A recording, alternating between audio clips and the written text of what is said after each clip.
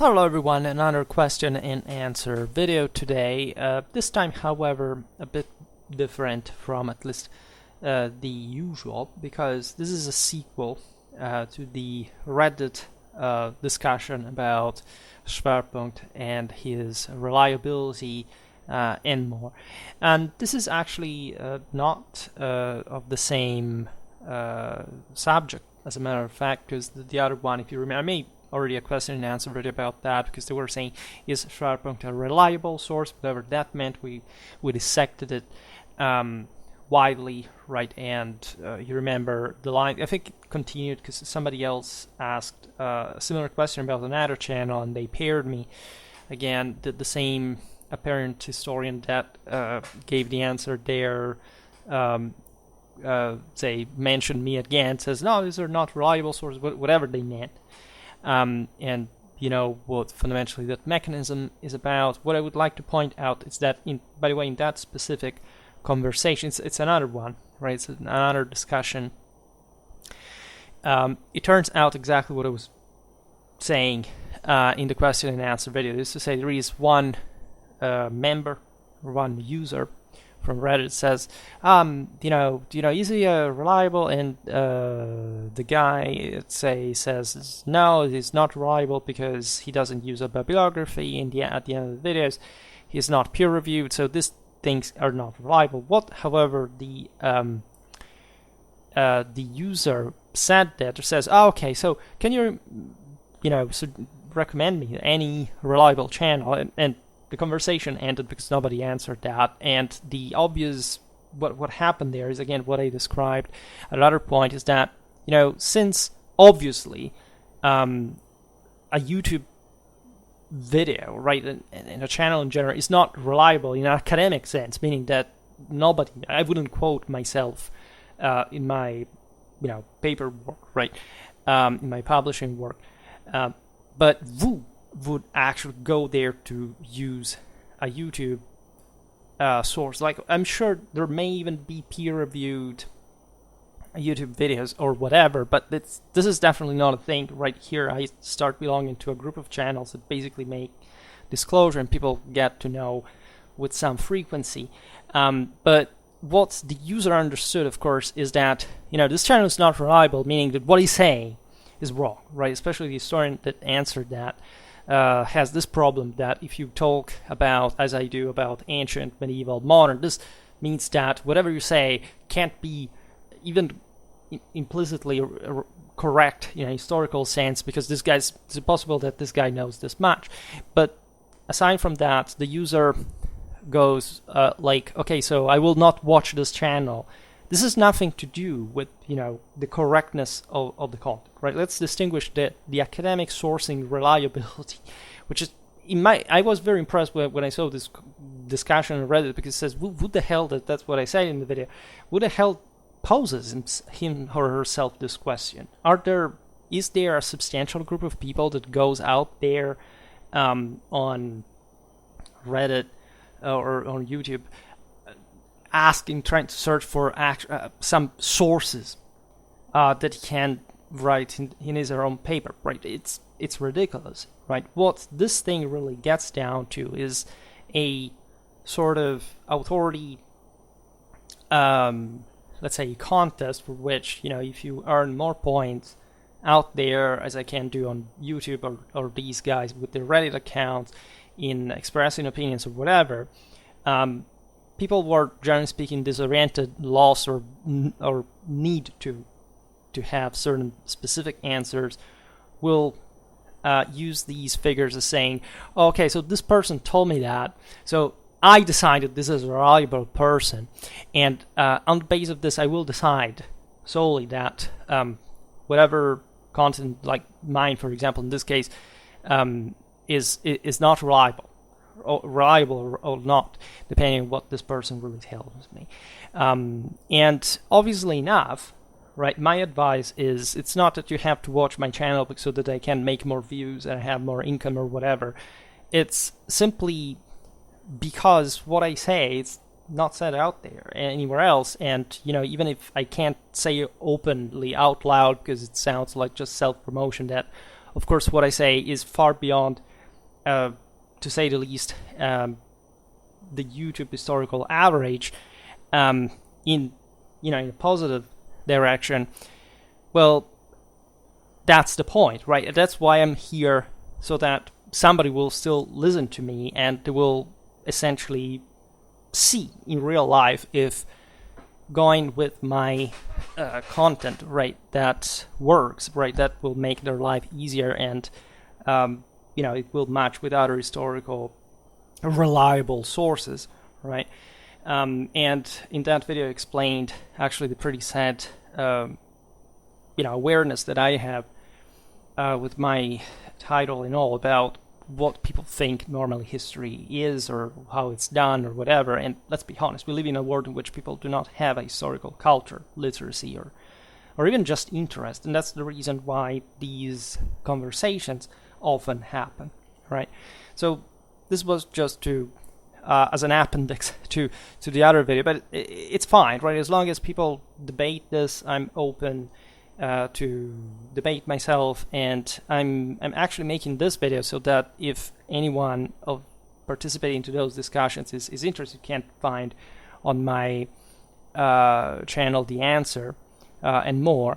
Consider, by the way, that for some reason in the YouTube search engine, or I think also, and especially on Google actually, if anyone now writes Schwerpunkt, is that immediately the first videos that show up are now these ones. Is Schwerpunkt is a reliable source? Now Schwerpunkt is a PhD, medieval history, and likely these other ones, so that I understand that people also search for them, because I just cleared some search results. I restarted. Also, I bought a new computer. I saw from the fresh, let's say, results list, like the intros, that people do search for my content consistently. And this is important, of course, because the channel has grown and is keeping to grow. And we will also discuss this at some other point. But today I want to discuss rather what is actually the content, because what I just commented on is yet another discussion that was answered along the pattern. Look, we already answered for this channel in the way we did for Schwerpunkt, right? This is actually from the continuation of the first conversation, the first discussion that was 3 months ago, and here I see the continuation is from 1 month ago, and there is one guy now that wrote 5 days ago, and revolves around my ideology. Now, this is a very interesting topic, because I must give it to Reddit that the way also the historian criticized me as these guys discuss my content, even when they disagree with me, is pretty tidy, clean. There are some, of course, say general, of course, there is a general misunderstanding at times. We're not all alike. We understand different things at different times, and that, however, is a good quality average, especially for the one I'm habituated to from past years on Facebook, and also now with YouTube comments, right?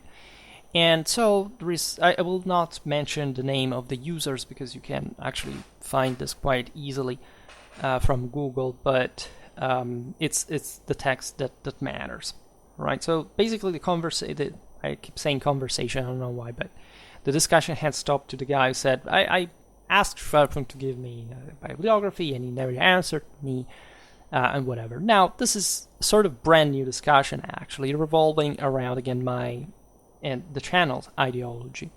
And so this guy, actually, it's fascinating, because he mostly disagrees with me, admittedly, but he came to my rescue, or to my support, depending on how the thing can be seen, and he goes by this. So I will read the entire discussion, then we'll get to the. Or no, let's go actually intervention by intervention. It says, on topics where I am familiar with the history, his, meaning my Schwerpunkt facts, are accurate, and his summary of the historiographical debate is reasonable. That said, I don't think any of these videos are reliable sources, nor are they meant to be, thank God. Rather, and in a number of his videos he comes close to admitting this outright, his videos are meant to spread his personal ideology.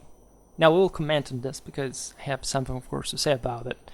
But the thing is simple, like it goes on, it says, historical knowledge is used as the quote-unquote proof that his ideology makes sense and you should follow it. This type of ideological historical commentary has made up a huge portion of quote-unquote history in the past, but nowadays might be considered to fall more under philosophy, political science, etc., even if the subject matter is historical and the author has specialized historical training. And here there is an asterisk under which he writes as a note, says, of course, there is also a cultural divide. He has the stereotypical manner of a German intellectual, slashing, idealistic, in the philosophical sense, and contemptuous of the broad mass of humanity. That style is often viewed negatively in the Anglosphere. Right? So let's analyze this. I think it's better to go intervention by intervention because there is an interesting development at some point. So basically, the guy acknowledges that, you see, this guy is called into cause because just like, say, me or anyone that naturally appreciates my content and thought there is some positive to it, he wants to say, well, he's not that unreliable in the sense that, because they were being extremely picky about peer reviewing, sort of academic sourcing, etc. So evidently the discussion about a YouTube channel, and again for reasons that I explained in the other video, cannot be or shouldn't be about that. So I received this actually reading the prior part of the discussion as if, whatever he says, they weren't openly admitting that, but somebody reading that is saying, he doesn't source this thing, so you could be saying whatever. So you have to check, you have to be competent yourself on every topic in order to realize whether he is competent or not, right? So this guy probably was,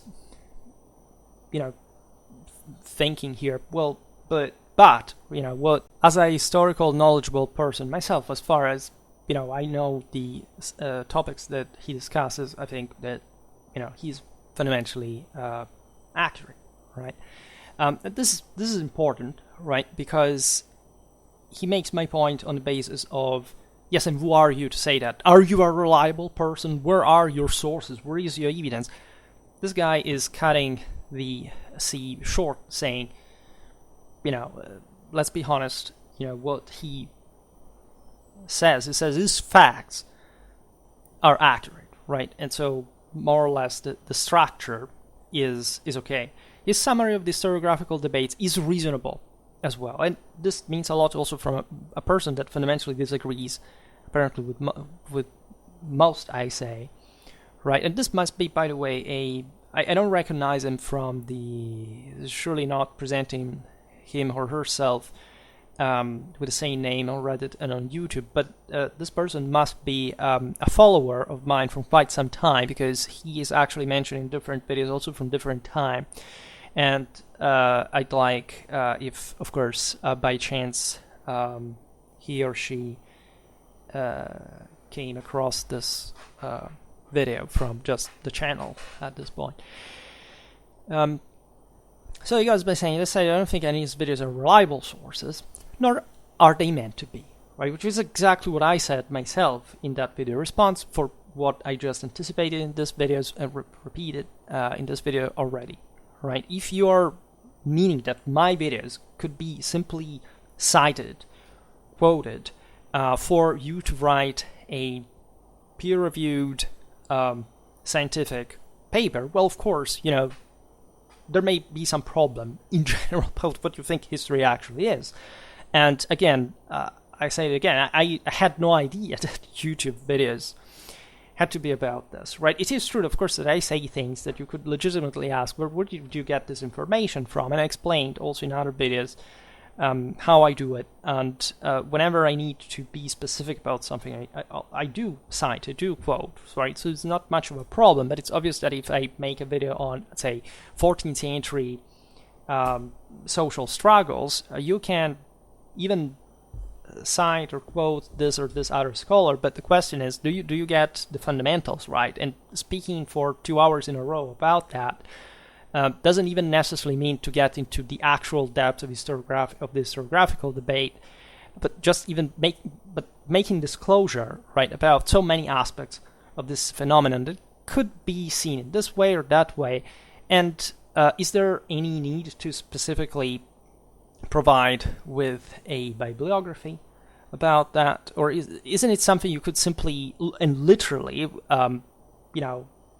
because this is the impression I get from most people. It's not that they are actually asking for whether my points are founded or anything that they're going to eventually check, right? They act as if they don't even know where to find a basic bibliography about the topic, right? I don't use Wikipedia bibliographies. Sometimes I check them out to find some titles if I don't know about the topic, but I mean, if you really need that, you can easily find that a click away from Wikipedia, whichever site you want to find. So I feel that, again, people asking for this 90% of the time are not people that have much of a progressive historical background and just say, how come does this guy know apparently so much, given that he speaks so much about this stuff? And so I want to be like that. I'm asked directly on a regular basis. Thus, I understand that if anyone had actually already an idea of the historiographical background, they would come up by saying, but this author says this, that you said this, that never happens, right?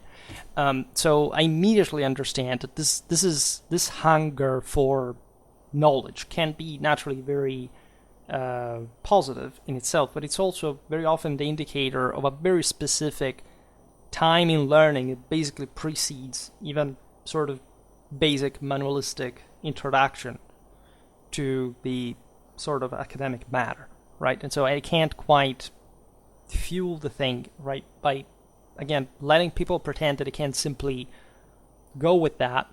Also because, again, they could simply Google it and finding a book, and from a single book getting all the bibliography on the topic, you will find the sources and all the reliable points of reference. But then, this is what, in fact, the prior discussion missed entirely, is that, you have to study that, which is another passage. It's not just by reading that you will be able to eventually quote and cite and be reliable, right? I speak all this stuff because I have been through certain mechanisms that allow me to do this without even quoting or citing.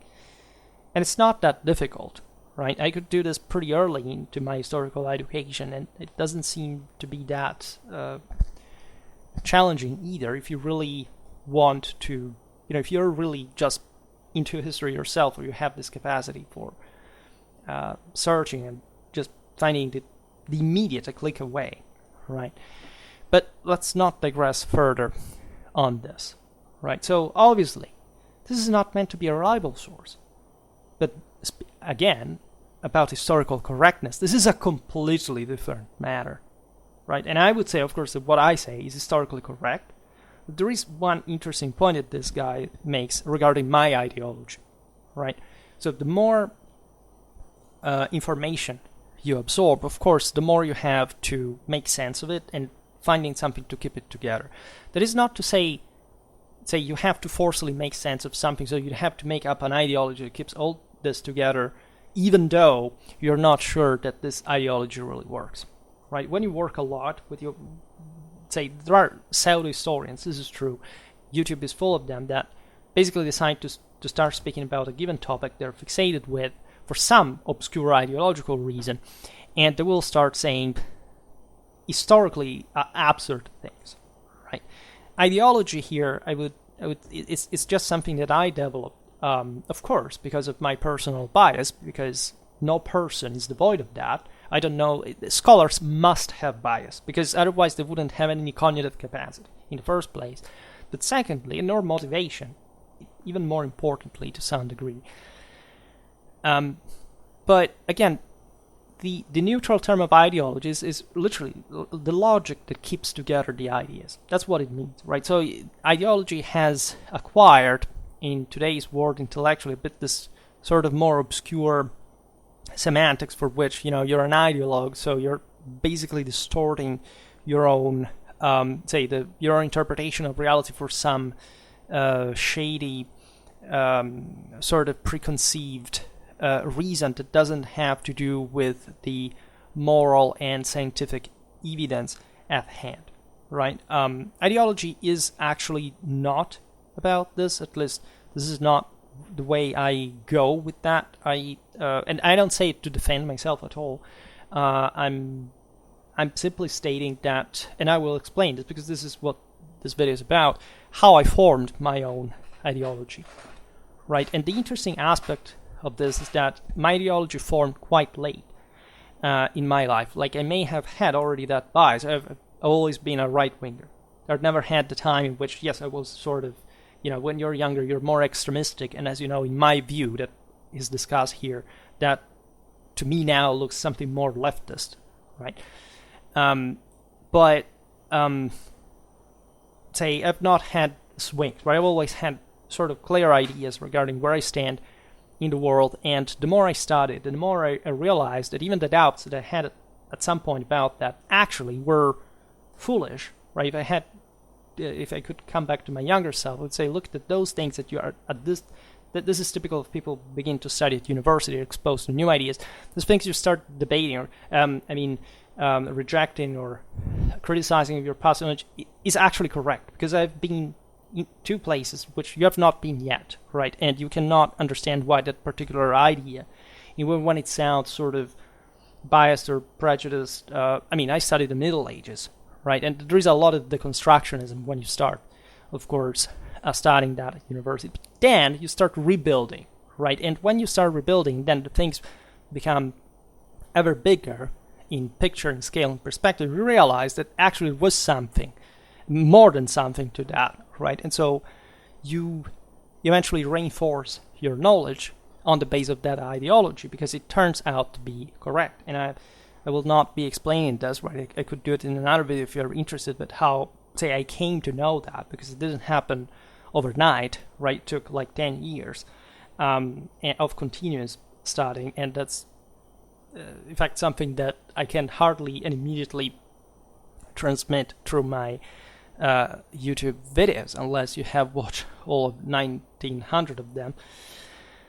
In any case, this is the point that the guy coming back to the intervention is rightfully making. My videos are not reliable sources because they're not meant to be reliable sources, right? They're meant to be historically correct information, which is another thing that this guy basically disagrees with to some extent. But as we will see, this is not. That's why I like this guy actually, the way he speaks, because he sees things that others really miss, even though he does miss something himself.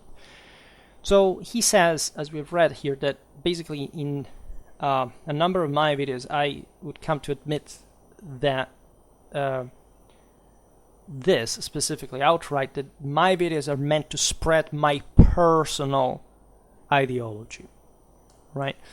Naturally, I cannot separate my ideology from my person, right? It's impossible. Nobody can do that. So I will not be saying here that I'm not spreading my personal ideology, because it would be false, whoever said that, right? That I came to admit this outright, that this would be my sort of purpose. This is not, one purpose at least. This is not specified like my first, objective here, but it does sound a bit like that. Is also, it can be correct, again, in the measure in which you can never deny your personal bias. And obviously, when I started speaking in front of this microphone, to upload this online, of course, I had something to say, right?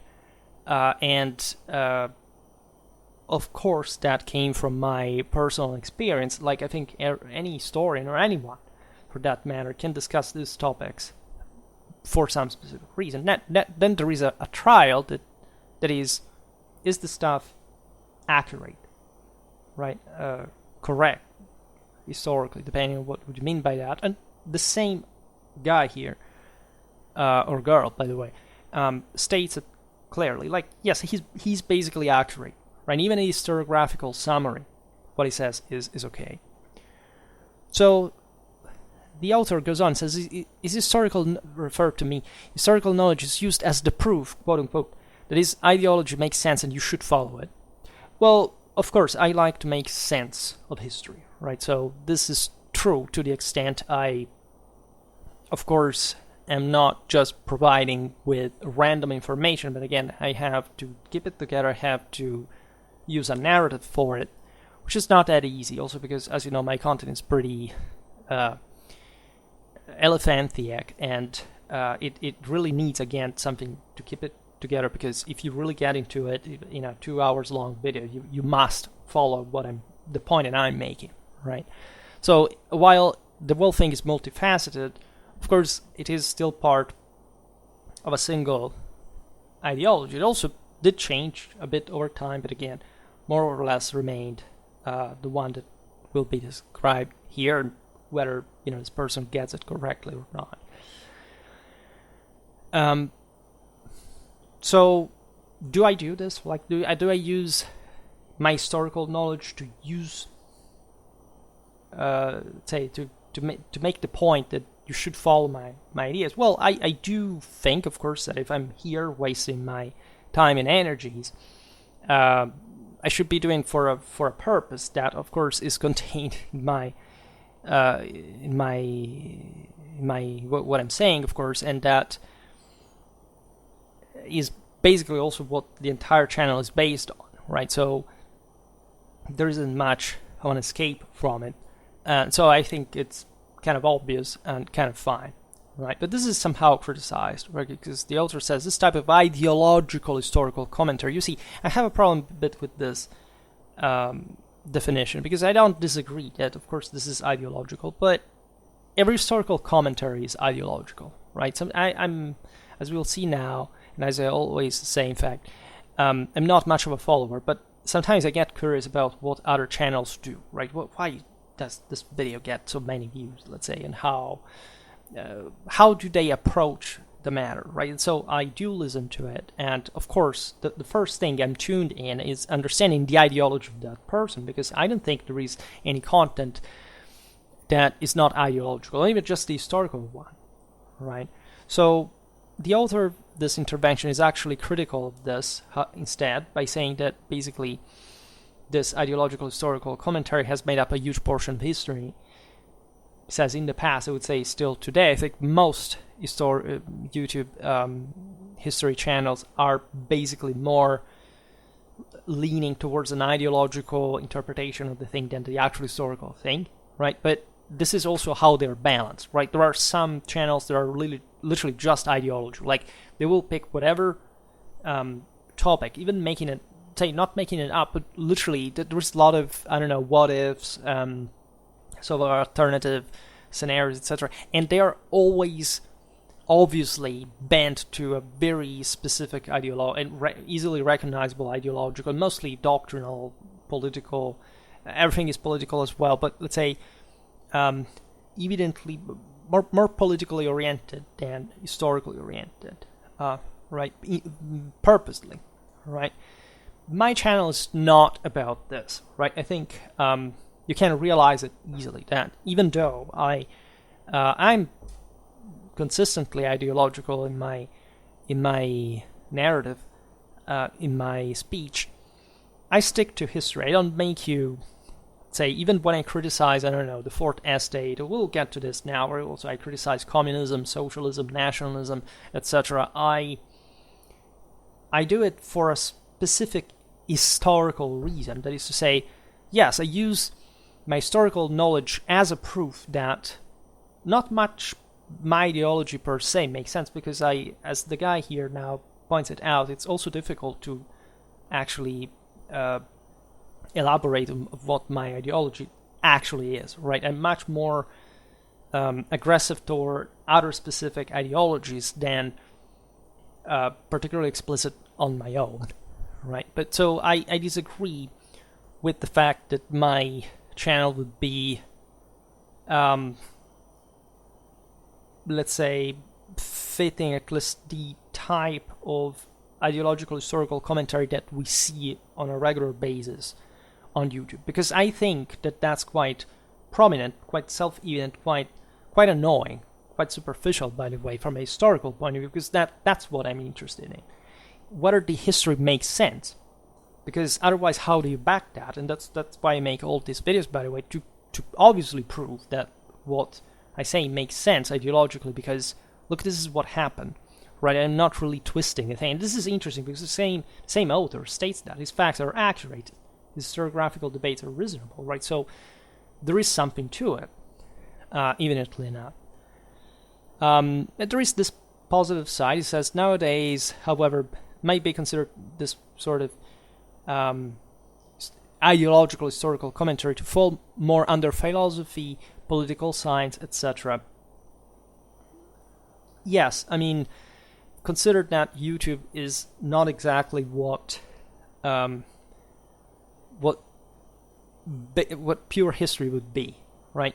I'm writing yet, of course, another article today, and I don't think minimally to write in this article, but not just because there is my name on it. It's just I'm viscerally dissecting sources, historiography to a degree for which I do not need ideology to keep so many things together. It's obvious that, and I'm treating about a battle, right? So what kind of ideology can there be in it, right? It's not like I'm making a broader narrative to interpret this historical phenomenon in a philosophical, politically scientific, or historically religious sense, right? It is true that I do this on YouTube more consistently because usually the topics I discuss are much broader than that, right? And so it comes easier to be that ideological, even when you are not really that even oriented toward. I mean, I don't sit here every day saying, well, today I have to be more ideological, man. I really have to convince these people that, what I'm saying is right. I don't care, right? I use history itself to make the point. And if people agree with me, it's fine. If they disagree, equally, right? I just count on history to explain that. And I'm, of course, being just a medium here, even though, of course, I am the historian as well, so you always leave your mark on that, wherever you are. There is no such thing like an ideological history.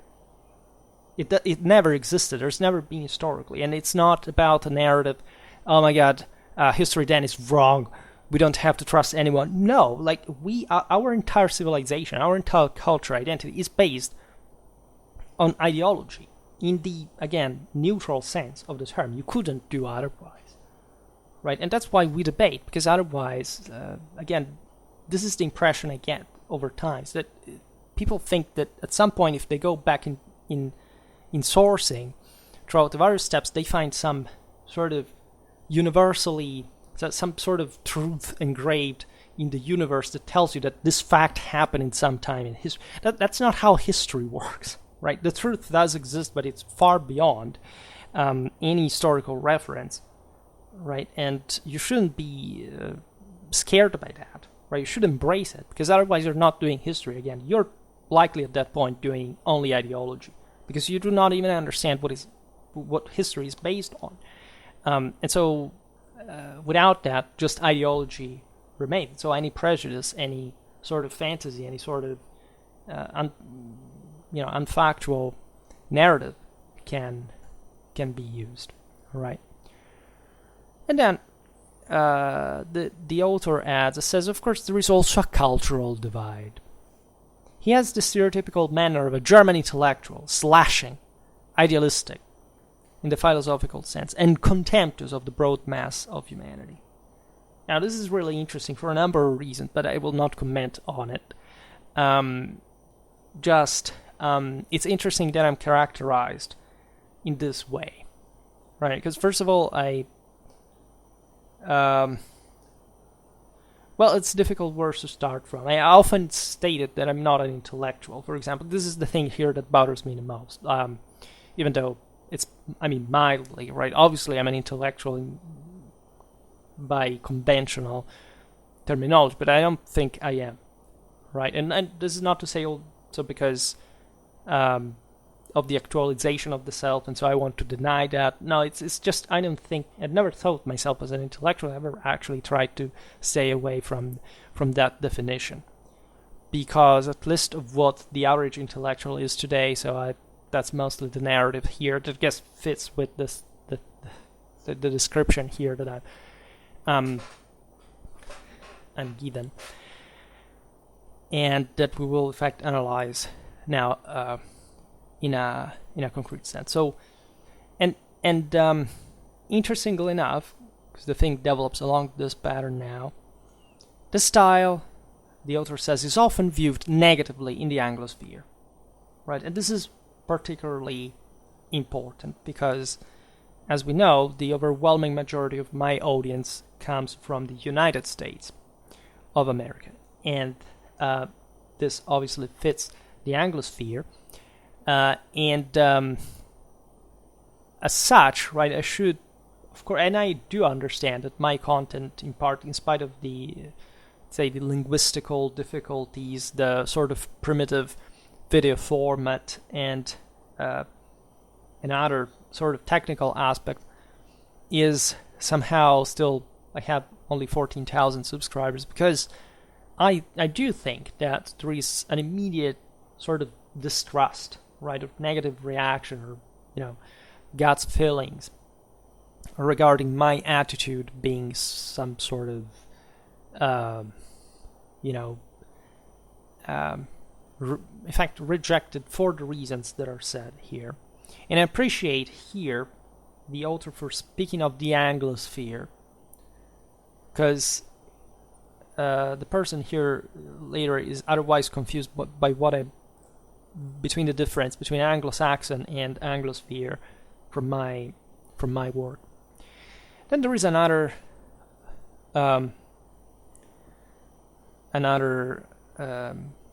user that quotes this part of the person's intervention. Says, rather, in a number of videos he comes close to admitting this outright. His videos are meant to spread his personal ideology. And this guy says, I just discovered his channel a few weeks ago. This is less than 1 month ago. And today I heard him saying something in one of his videos very close to this. What exactly is his ideology? I tried Googling, but I can't find anything. Now, this is interesting because, again, from this Reddit sections, Ask Historians, this is the one. You really have people get interested thoroughly into this, right? They observe you from the outer side, right? It's just like, since here Nietzsche will be thrown around, of course, like when you gaze in the abyss gazes at you. Here it's the abyss gazing at you back from YouTube, in my remote location. But specifically, this is fascinating as well, because they Google that. They want to know my ideology, but they do not ask me. You see, they prefer to talk about it. Here I understand that, because the internet is somehow confrontational, sometimes to unpleasant degree, and I stay out of that. So you see, I'm pretty open about this whole stuff. I'm not prejudiced. I don't have sort of antipathy towards this debate, as long, of course, as they depict, say, my content correctly, etc. So that's why we're having a discussion, but everything is fine, right? And I enjoyed this thing.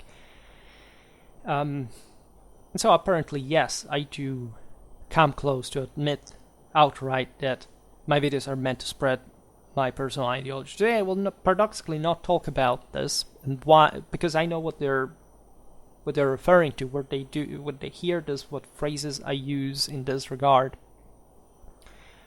And there is, as you know, a specific section of my channel that is called Historien, that from the title tells it all, I would say, regarding this more theoretical reflections of mine about history, etc. So, yes, I'm not that, say, famous to simply Google, how about me and finding, what my ideology is, right? Hopefully at some point for Schwerpunkt, we will get to that. But I guess this is a beginning. So here, the previous guy, the one that came in my help in some way, throws out the sort of most interesting part of the conversation, because he answered the guy that has quoted him and says, regarding my ideology, it's hard to distill, right? And yeah, that's true, and I will explain why it's hard, right? This video is also designed to explain why it is specifically difficult to distill my ideology. And it's very important for Schwerpunkt as well, and for whoever follows that, because I do see it's not the first time among even the comments, etc. People come here and say, but are you, why do you say, where did you learn this? Like, but are you a historian? Like, what do you mean?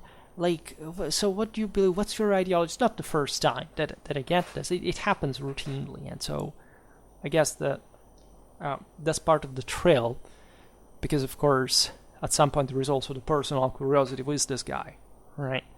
Because I never revealed that, but that's not the most important thing, at least considering what I'm doing here. Probably one day the time will come. Otherwise, I don't know, I will disappear into nothingness and you will never know. But reading, again, the intervention, says, it's hard to distill because he often introduces the ideology via tangents and snippets. If I had to summarize it one sentence, I would go with roughly the following. And here he goes, listen. Western Europe is the greatest thing in world history, and its greatness stems from a Romano-Germanic, ultimately Indo-European warrior morality. Right? I said that. You can't record it now. You can steal it from me and use it for evil purpose. There is some truth into this. I mean, I cannot quite digress on the specific topic here because I think I discussed it abundantly. There are just a couple of things to note. We'll just point out the things I disagree, right? I being, what I'm actually here to say, right? So first of all, of course, bear in mind that what I say today may not be the same thing I said 1 year ago or 5 years ago, right? It's more or less the same, right? There are specific aspects that became more refined over time. But yes, there is a hardcore of sort of Western European bias. I often say this out loud, and for reasons that I think are self-evident in history. I mean, Western Europe was the most successful historically, and an important part of my work has been, of course, explaining why. Right? It's one of the first things that I had to work on, and so how it worked, aside from my historical sort of living, of course, every time I make a video on Schwerpunkt, I sort of memorize, I remain with the footprint of what I gave there as an explanation. Then the topic will repeat itself multiple times, and I will essentially capitalize on the previous explanations, right, as I go with them. And of course, I developed this awareness, right? There were some things about this that I also would find sort of biased, subjective to an important extent. Of course, there is that from me as well. I mean, it's obvious that there is some, say, partisan trace in that. I don't doubt that, but I admit it because at the end of the day, I back that with historical explanations. I don't just say out there, well, hey guys, Western Europe is the best, what do you want? I don't really do that, right? I tried, and especially now we will get to the Anglo-Saxon part, which is still technically, say, in part Western and from Western Europe by emanation, but it will, given that here already the continental divide has been highlighted, right, between the Anglosphere and the sort of the German Central European thing, I would think, now there's a connection, of course. In fact, I notice it just right now. It's interesting that the same author points out first the divide between sort of the Anglosphere in continental Europe, but also the one, say, encompassing Western Europe encompasses partly both, right? Notice that Western Europe, in my definition, is not Central Europe. Normally, I think that there is actually, in fact, what I actually mean by Western is wider as a concept, but also more elitary, right? Because it, as the guy understands, nurtures itself from this sort of aristocratic and/or elite idea of what is actually qualitative, right? It's not warrior morality per se. I would argue that my thought revolves merely around, right? I would say it's a spot-on definition here, but I mostly take the chance of this statement to point out that warrior morality doesn't mean warrioristic morality, right? Many people come on my channel looking especially for ethnic migration era content, think that I buy sort of into the actually the National Socialistic, which here the person understands that I abhor, right? But properly the Fourth Estate ideology of, say, the Fourth Estate re-edition of warriorism, which is essentially populistic, squalid, losing ideology. It has nothing to do with, in fact, that one that I portray, that I spread, and that I think is the correct one, right? Warrior morality here stands like finding morality, the idea that understanding that life is a struggle, that you can't quite achieve anything without, of course, a spiritual force, and of course, yes, there is a Romano-Germanic and Indo-European core to this, because I believe it's fundamentally undeniable that the success of Western Europe stems from that, right? Then, as you know, on Schwerpunkt, I do not cross out, I don't know, Slavic, Greek, or sort of other ethnic backgrounds in Europe, but it is true that there is a staunch divide in at least medieval modern times between the first group and the other, right? And I'm pretty open, vocal about this, especially in my political and social analysis of medieval European history, but I don't make it, as the person understands here, as we'll see from, later, that this has to do specifically with, or decisively, let's say better, with that specific ethnic background, right? It's a ultimately universal an imperial ideal that here doesn't emerge, right? This author, I think, comes from a time in which I'm not stressed too much. The person may have been following me for a couple of years ago, right? Lately, as you know, I've been stressing more the imperial Catholic dimension, which is still contained actually in the content, in fact, that I made a couple of years ago, and even at the beginning of Schwerpunkt, right? If you look at the video about the eagle, for example, that's from, I think, 4 years ago. It was all there, right? But I've come to, again, develop further my ideas, in fact, on the same basis I had already laid, and I think what I say makes a lot of sense. Then he goes on and says, to me, though I suspect he would dispute the comparison, and you're right, he reminds me greatly of Nietzsche.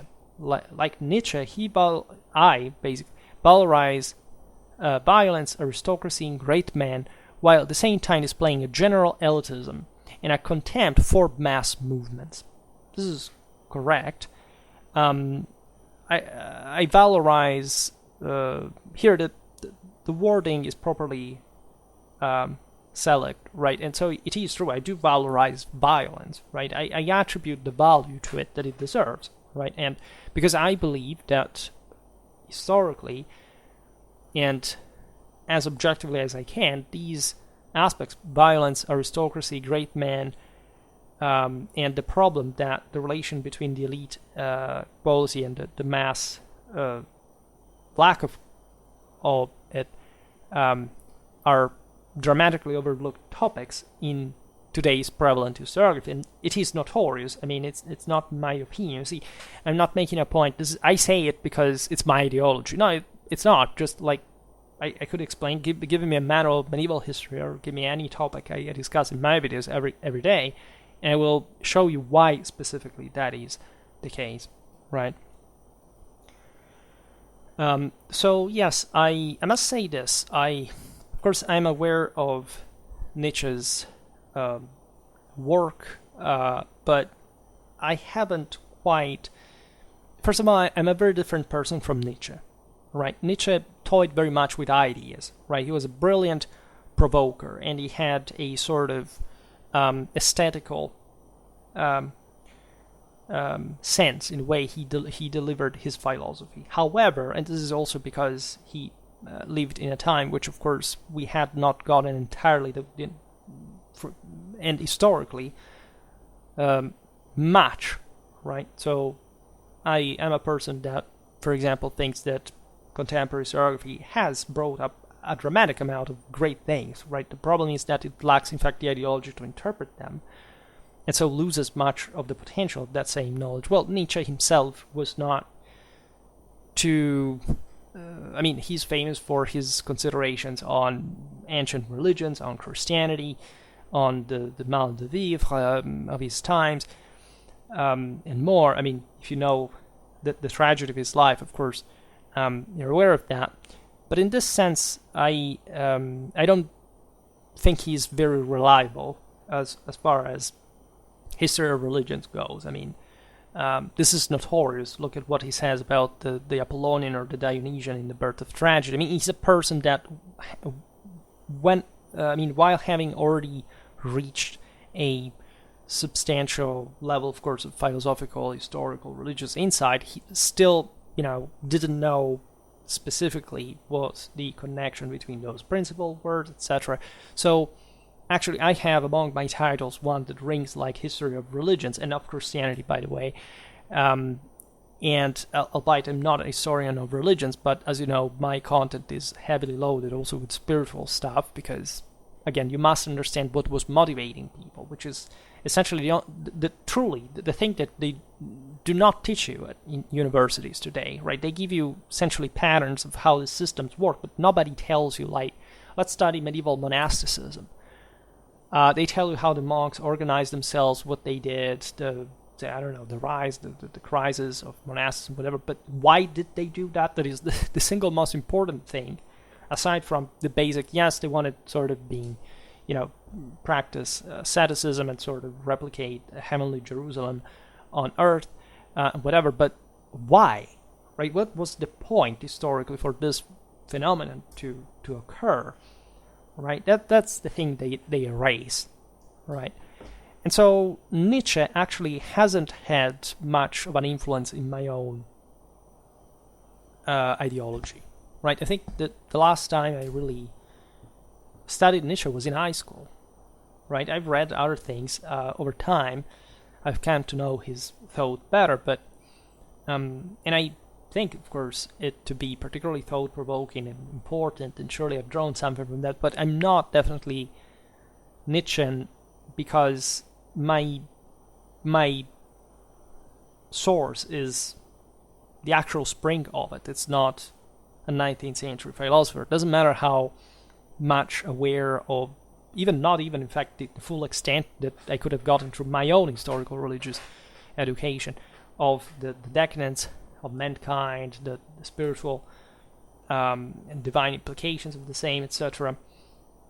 I simply studied religious tradition, and so I skipped Nietzsche, right? Because we have much better stuff than Nietzsche to understand that, right? And even though I may resemble him in some ways, I'm first of all a very different person. If anything, we're both path makers a bit, but other than that, we may bond, we may be fascinated with each other's ideas. I mean, he doesn't know me, and this lapsus already, betrays my sense of grandeur, etc. But really, I think I could have, because I think about this stuff too, how would I have related to a person like that, right, historically? And I have my ideas on that. It's part of my historical insight.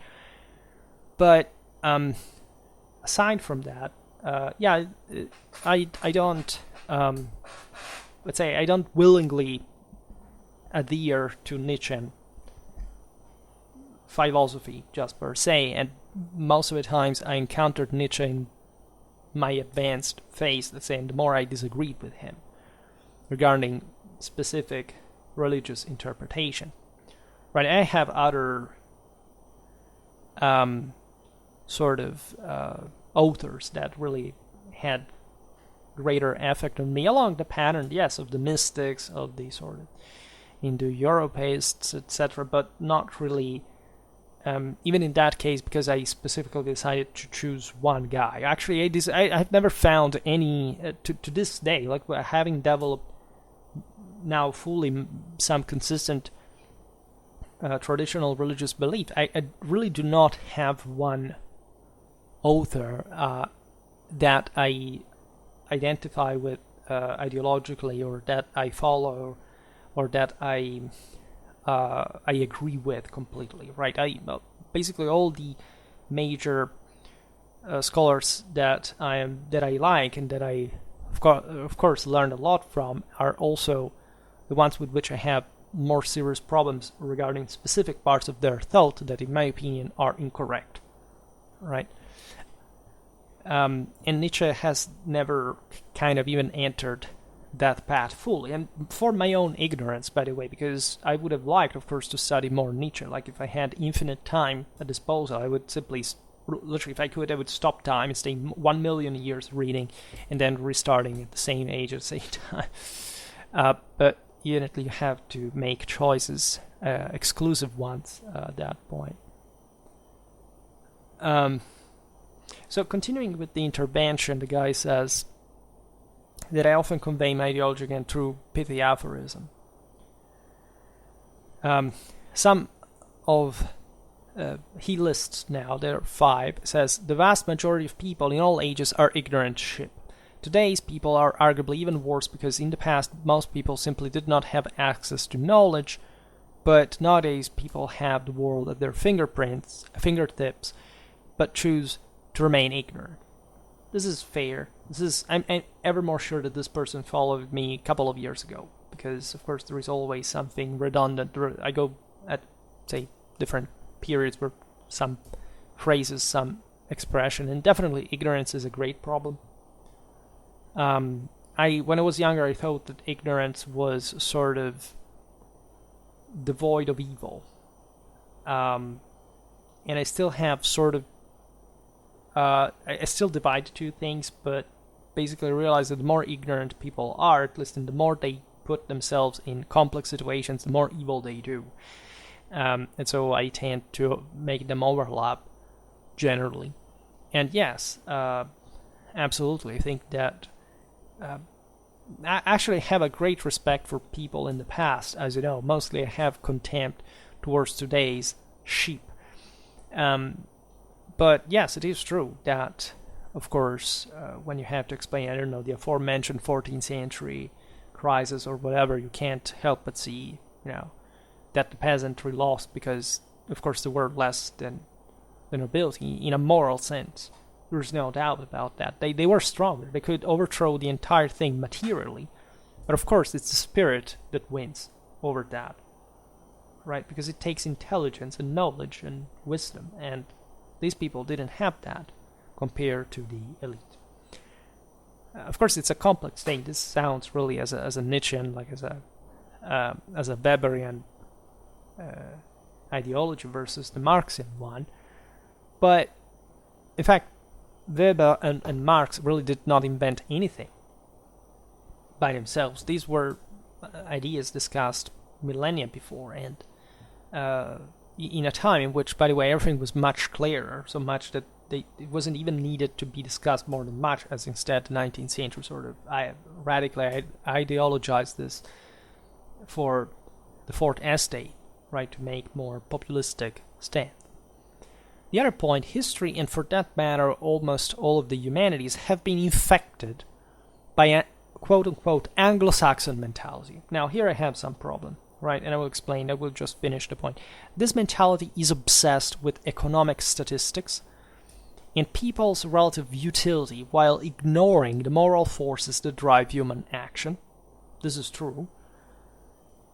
This Anglo-Saxon, and again, it's not merely, I will explain now why, focus also literally means, in my opinion, that the history of Central Europe is often neglected, right? So remember, this guy thinks I'm German, so I think he's making the association that the problem is, Anglo-Saxon versus Central Europe, whichever the boundaries are, right? So the main problem I have with this definition is not just Anglo-Saxon, which is the greatest one, but the greatest problem, but also, yes, mentality, yes, but let's say when you associate them as if there was something like an Anglo-Saxon mentality, in part, yes, you could argue that there is a problem with that, but rather than Anglo-Saxon, I would say, like in the previous intervention, Anglosphere, right? So I don't know whether the person here put it in quote-unquote because he's not sure, because in English you don't say the Anglosphere mentality. Well, you could say it technically, but Anglo-Saxon sounds more qualifying, right? So I want to make it very clear. I don't have actually anything against Anglo-Saxon culture, mentality, and identity as such. I don't, right? I don't consider this the problem. When I say things like half of the West thinks, oh yes, I'm obviously referring to the Anglosphere. If you wondered that, I mostly phrase it like that because I don't want to say you damn Anglosphere dwellers. This is not exactly what I meant, and of course I stressed the importance of continental European history. This fact it says Central Europe may be again from a couple of years ago as well, but yes, definitely the history of Central Europe is often neglected, as it is the one of Southern Europe, seriously, because at least there are some phases of it that are taken away completely, but also Central Europe in a broader sense is just, but this is true for the Balkans, this is true also for Eastern Europe, this is true even for the Iberian Peninsula, it's true for actually most of even France, right? When you realize that, yes, culturally speaking, there is a massive sort of Anglo, people would say Anglo-centric, but I don't like the term, but just Anglo-Saxon influence, vision, right? This is true. But that's not a problem of Anglo-Saxon culture. On the contrary, I think that, especially as a person that actually built his sort of backbone in the military history on rather more the Anglo-Saxon than continental European literature, I have an enormous admiration for Anglo-Saxon culture. And I see even the obvious disproportion in which in pop culture everything is interpreted through the lens of say the British and the Americans, because this is a testament to the success of those cultures, right? I'm not one of those people that says that is resentful for, I don't know, belonging to an Axis country and saying, oh, those damn Brits and Americans, we were actually the right ones, and I have to poke, them with a stick at every useful chance to criticize their corrupt, plutocratic, capitalistic, whatever, right? That's not what I'm here for at all. I actually have, in this sense, a huge respect and support towards them, I'm sure that there are lots of people who follow me because they think that I am anti-American or so. They can't be more wrong than that. This doesn't mean, of course, that I embrace these cultures as my own or whatever. Of course, I'm very, as a kid of the 90s, of course, I can't but being a bit American in some way, and a bit British. Some of my favorite shows, I grew up with my family. They are there, right? That's in part the advantage also of Western Europe in many ways. But let's say that this is true also for other countries, not to say, but being the closest to the spring. Many people think that I have that sort of rhetoric. Not at all, because I actually prize and praise the reasons of the Anglo-American achievements, right? While again, many people that think that while I'm talking, I don't know, about Central Europe or Eastern Europe or Southern Europe or whatever, think that that's my sort of reaction to the terrible Anglo-Saxon culture. That's not my point, right? What I criticize about the Anglosphere, rather, that is exceptionally qualifying in the sense that you can belong to the Anglosphere, I could belong to the Anglosphere, and still have a good view of the world, right? But let's say the prevalent, in some circumstances, even the dominant, say, ideology in the Anglosphere has been undeniably for the last generations or so particularly painful, damaging, and reflective, of course, of a cultural, moral, and scientific collapse. There is no doubt whatsoever. It's even normal, considering the enormous expansion of the British and the American Empire. This happens at, say, I don't have a strictly cyclical view of history in that sense, but of course this is normal, and my point would be, because I never made actually videos about this topic specifically, to point out what is that actually succeeded, that what was the winning move of these cultures, what is that they had inherently that made them successful at that level, and what is that brought them down in their own souls, let's say.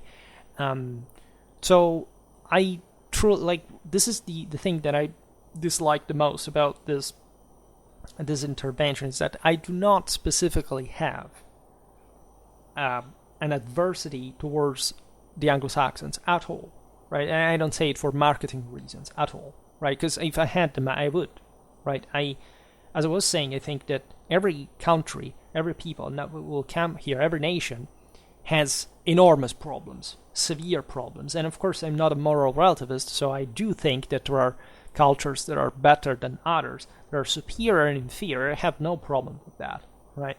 But in this sense, again, blaming the Anglo-Saxons because just at some point they were the masters or had more power than others or spread this ideas, it's also asking yourself, why didn't your culture do that instead, right? And there, as you know, I don't think there is an escape.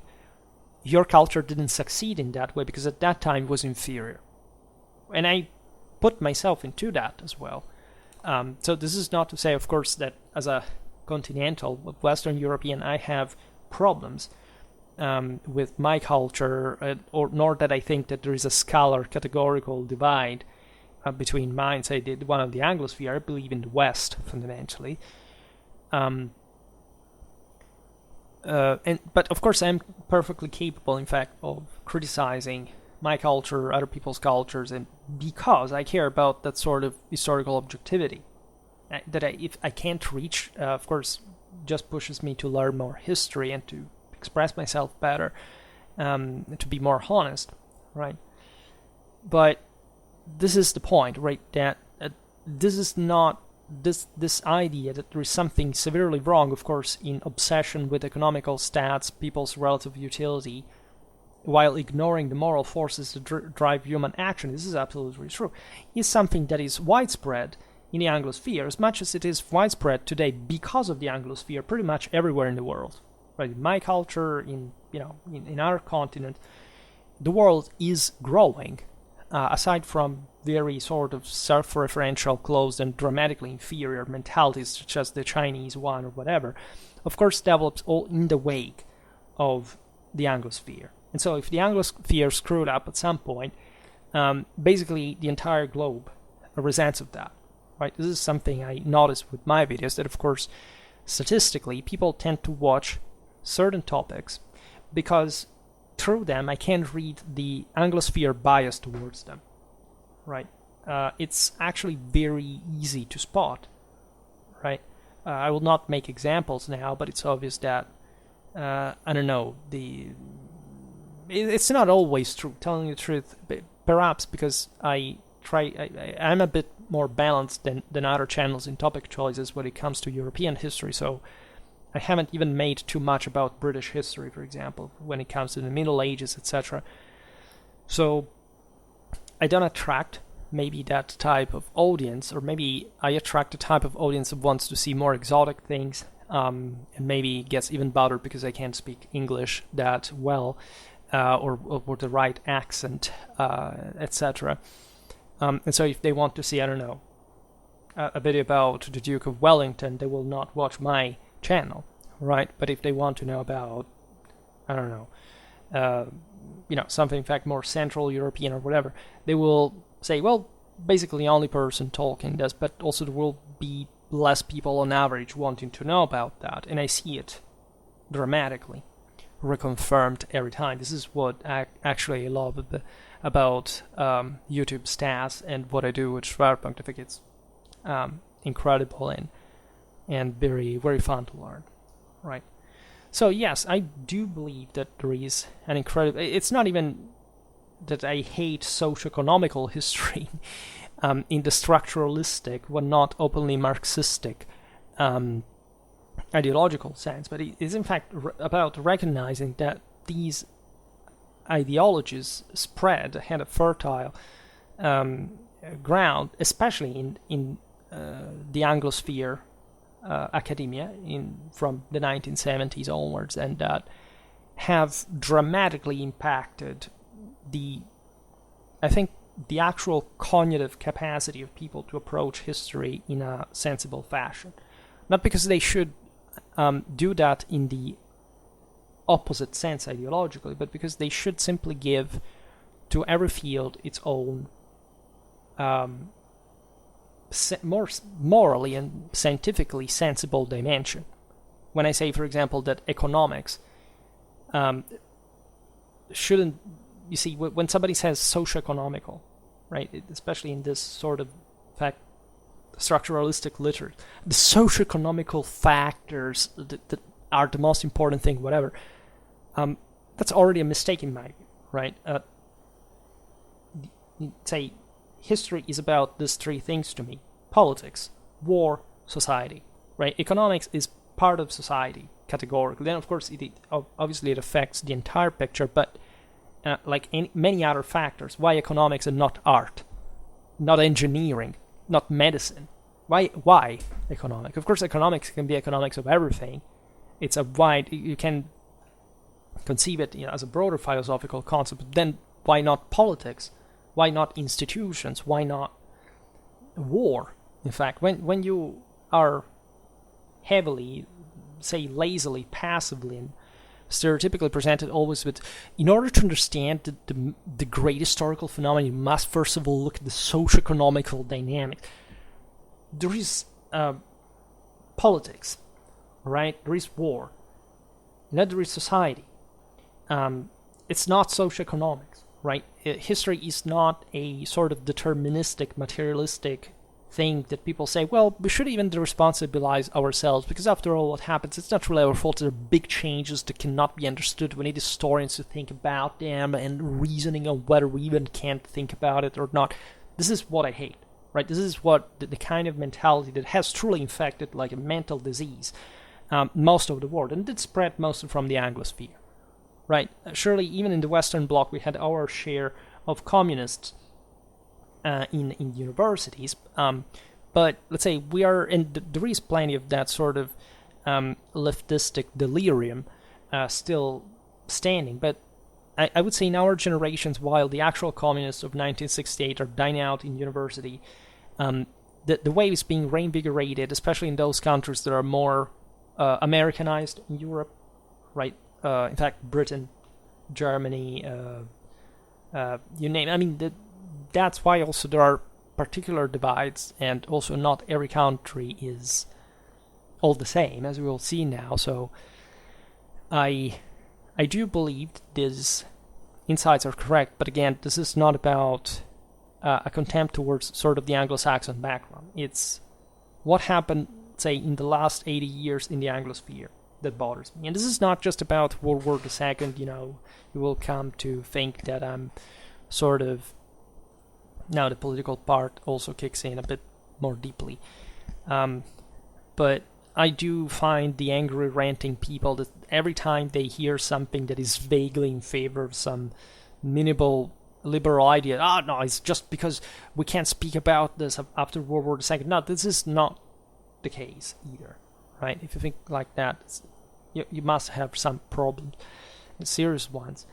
But the point, like why the Anglosphere also favored that to some degree, is that even before World War II, of course, there was a greater emphasis on, you see, think about positivism or Fordism or this sort of mechanistic functionalism for which, if you were successful, especially from an economical point of view, it was okay, right? There is a mix of different, and so you had to pursue that, but nobody really dug into, in fact, the moral forces that drive human action that guy here is referring to, right? In part, there is a bit of Protestantism ingrained, meaning your work is worthless anyway, so if it happens to you, it's great. Just let it happen, don't wonder how more you can do because you can't save yourself point, right?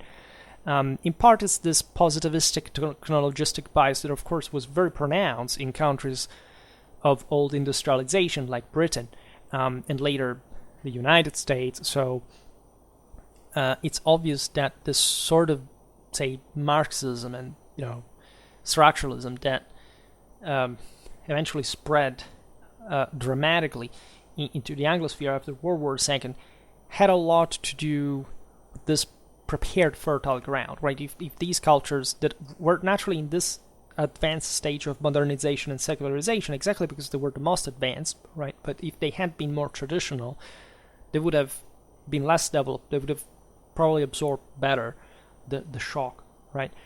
And as you know, I don't make the point that older is better just per se, right? My idea is that actually those who succeed always succeed because they have divine favor. So the Anglosphere definitely had that.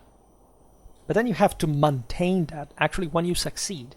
Then your troubles decrease in absolute terms.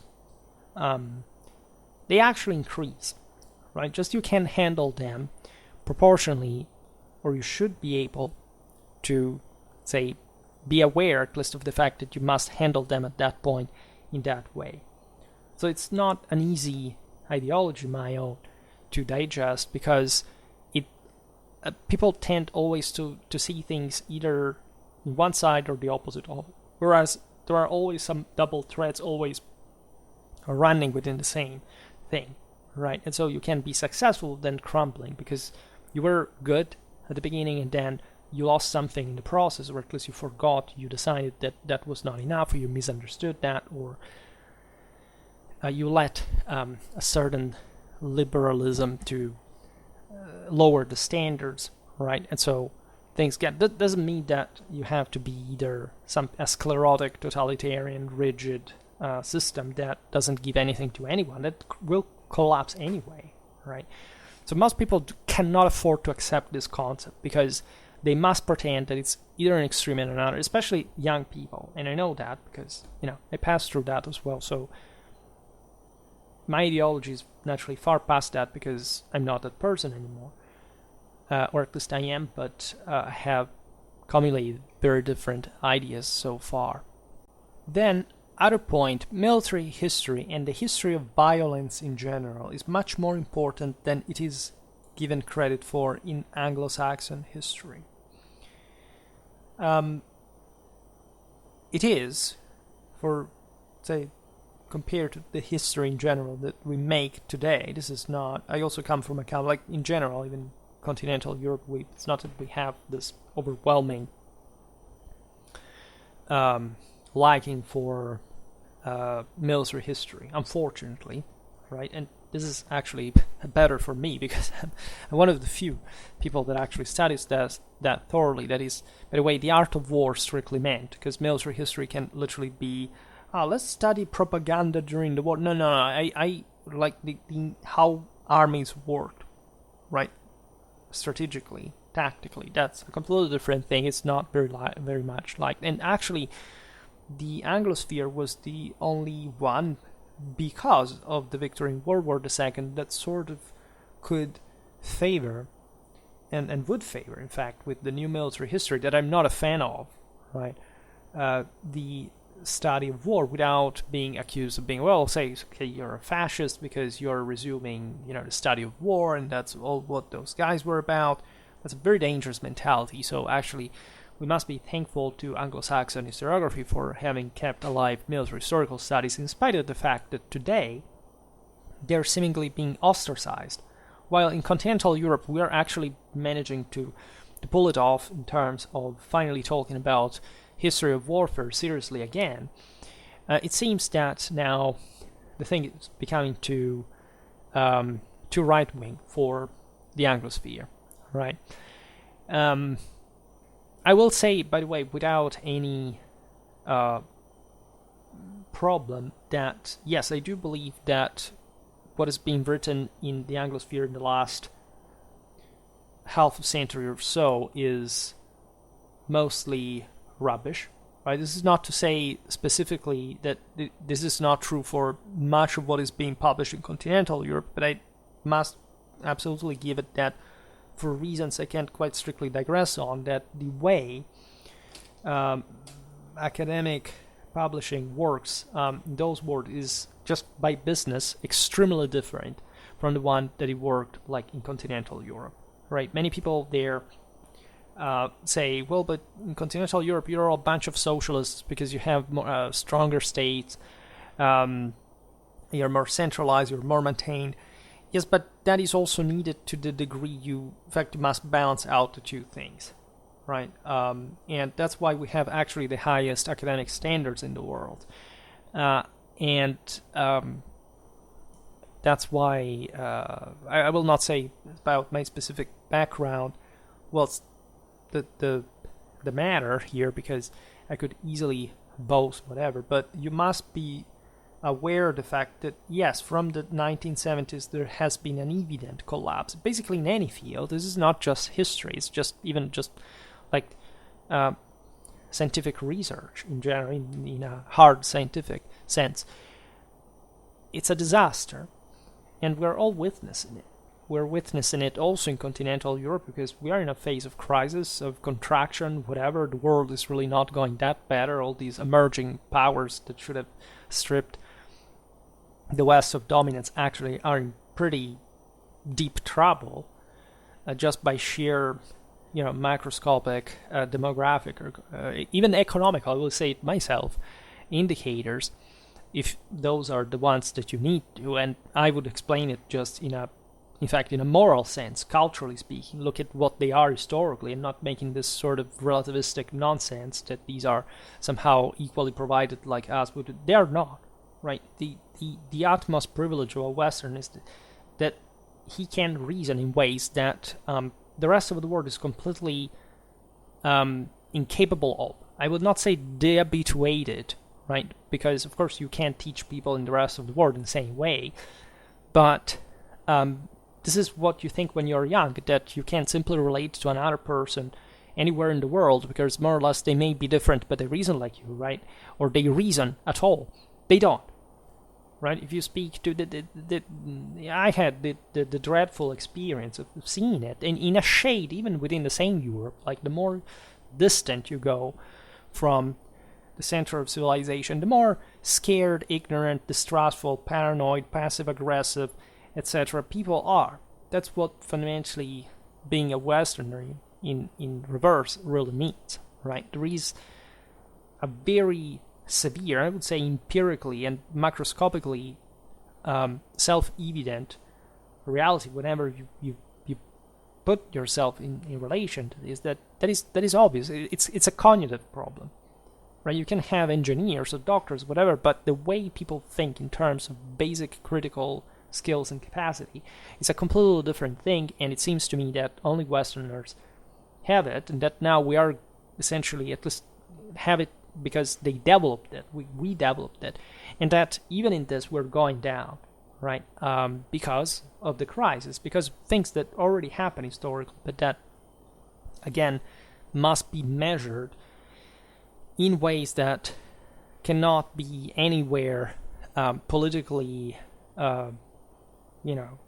correct, or whatever that atrocious statement is supposed to mean, because it's simply not true, morally and scientifically. And anybody who denies that is committing a crime, I think, against the dignity of humanity, and also, I think, average human intelligence itself, because you can't quite give for granted everything without proof, and especially when you rely on that and things fail, right? So, again, it's completely normal. The more ignorant, in this sense, also to some degree, the younger you are to believe those things, it's completely normal.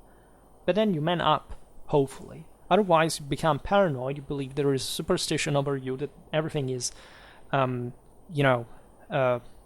guided by the terrible elites, that nobody understands how, could control everything except they don't, and why you could have still your mind where it is, because of course you must be the hero / martyr. So even if you're a failure, and nobody understands on a traditional basis how it is, because in tradition with capital T, whoever stays down is a loser, a failure. This is what the, say, European tradition has always believed until the Fourth Estates took over with nationalism and or socialism. And as we have explained many times, there are things that fundamentally can easily overlap. Whoever thinks that they are mutually exclusive is just a fool, aside from being just a historical and political illiterate. And we get to this as well, because the other point the author makes is mass movements are dumb. This includes a hatred for socialism / communism, which you expect given that Schwerpunkt is clearly a conservative / right-winger, but also nationalism.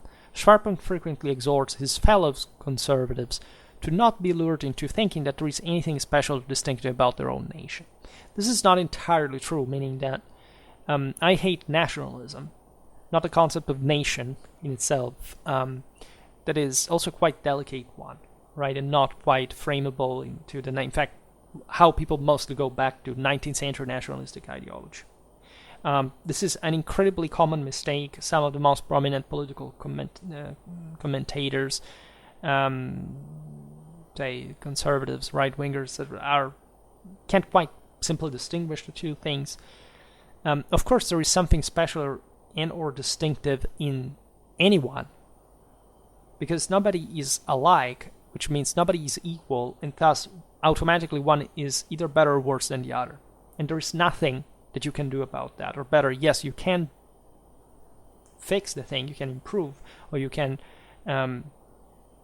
decline further, but you can't do anything about the mechanism. You can't do anything about the fact that there is no such thing like equality in the world, and that, in fact, as it was pointed out before, that people's relative utility is a deep mistake, right? Nobody has in themselves a utility, because the only utility that can exist, let's say, is the existential one, the full recompaction of mankind power into a unique divine entity that is self-realized, right? So it's obvious that people's relative utility, which is the only thing we seem to focus nowadays on, of course, has no value. And all traditional societies basically stress that is the problem. If you think that there is that you are just by yourself provided with some quality, if you actually do not have any, you don't cultivate one, and you don't achieve anything, and you're not able to actualize your own existence and improving and acquiring more power, there's nothing basically in your life that, at least in act, that is useful, right? Let's distinguish between potence and act, right? Everybody has the capacity of saving the world, but eventually nobody does, and we should concentrate on why that is the case, right? Or even if somebody has, again, resuming the meaning of religion, why we think certain things, what was the past in terms of paganism, in terms of Christianity, and of course, the sooner we realize that the masses do not have practically any religious literacy or spiritual predisposition anymore, the better, in order to fix that, right? So here, yes, the nation as such in itself is worthless, because in front of God and the absolute and the unity, how you interpret that, everything is worthless, right?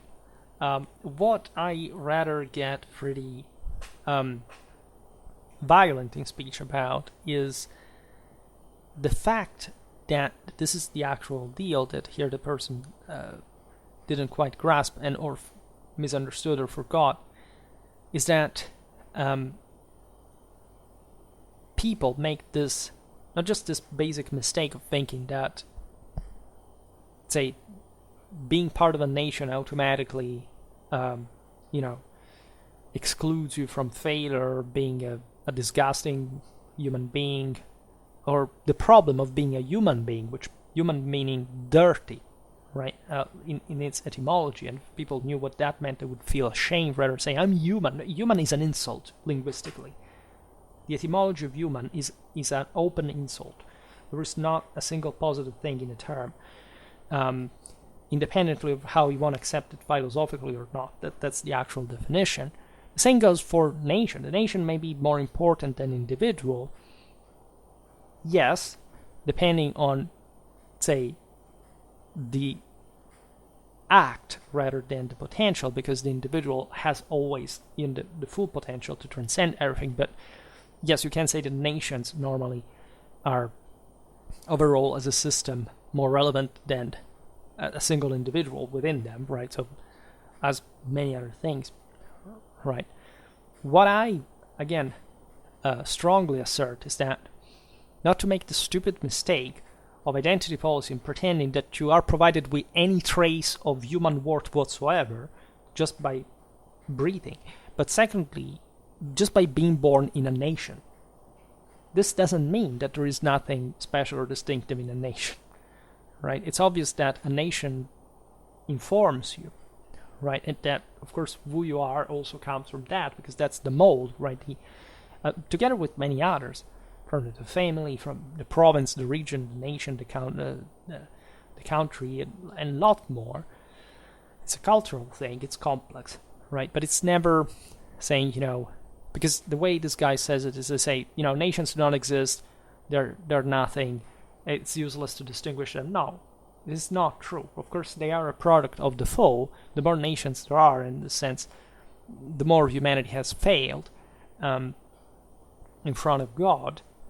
But it's also what we have at our disposal currently. And so the only way to transfigure the world is to transfigure also the nations that are in that. And since you are part of one, and if this has a role of leadership in the imperial Catholic,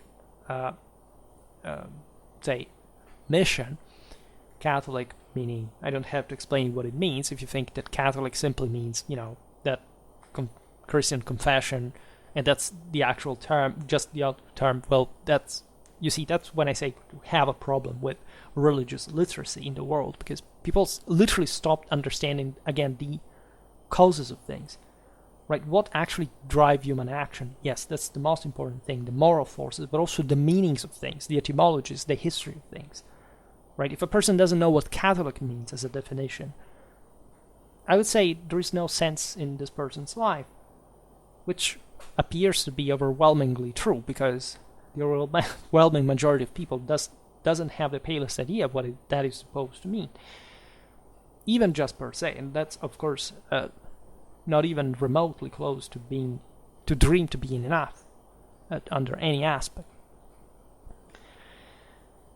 The author says, for example, Schwerpunkt had a video on Eugene of Savoy, a modern right-wing hero. Now, this is very... I disagree. I don't know whether this person is a left, a liberal, whatever. It could be. Right, we'll try to examine it at the end of this. But say, yes, there are people who make of Eugene of Savoy a modern right-wing hero. I don't know here whether modern stands for today's right-wing and the use of Prince Eugene, right? In any case, yes, modern right-wing hero for his victories against the Ottomans, where Schwerpunkt emphasizes Eugene's fundamentally international character. Well, that is correct. He was a subject of the Holy Roman Empire, right? His signature was Prince Eugenio von Savoy, right? So you have an Italian, French, and German identity nationally blended into one guy. It was just, however, a Savoy-Carignano, dynastically, by blood. And so this guy descending also from Charles V, having, all there something, Charles V of Habsburg, so a guy that could trace his ancestry likely up to the Romano-Burgundian nobility. So just to make you understand what it means, of course, and of course it's extremely idiotic. I found people that thought that in this sense Eugene was basically just one nation guy. I found people that thought that he was an Austrian, an ethnic Austrian. I thought that there were people that thought that he was just Italian or just French. At best, let's say by contemporary approximation, we could say that he was an Italian French, but he would have spit in our faces as much as Eugene, of course, was a person that would absolutely, shoot any deserter in cold blood, that would think, of course, that the Fourth Estate were lesser people, that would laugh at the idea that, a peasant just being part of a nation was, a relevant individual in the bigger picture. And yes, it is true that people, in terms of Prince Eugene kicking the Ottomans' butt, is the great hero that saves Europe from Turkish immigrants today, should first of all understand that Prince Eugene would have thought that they, as these kind of national socialists, are a racially inferior person. So hardly a national model in the sense that you can say, I'm in this national box, and so I'm worthy just because of that.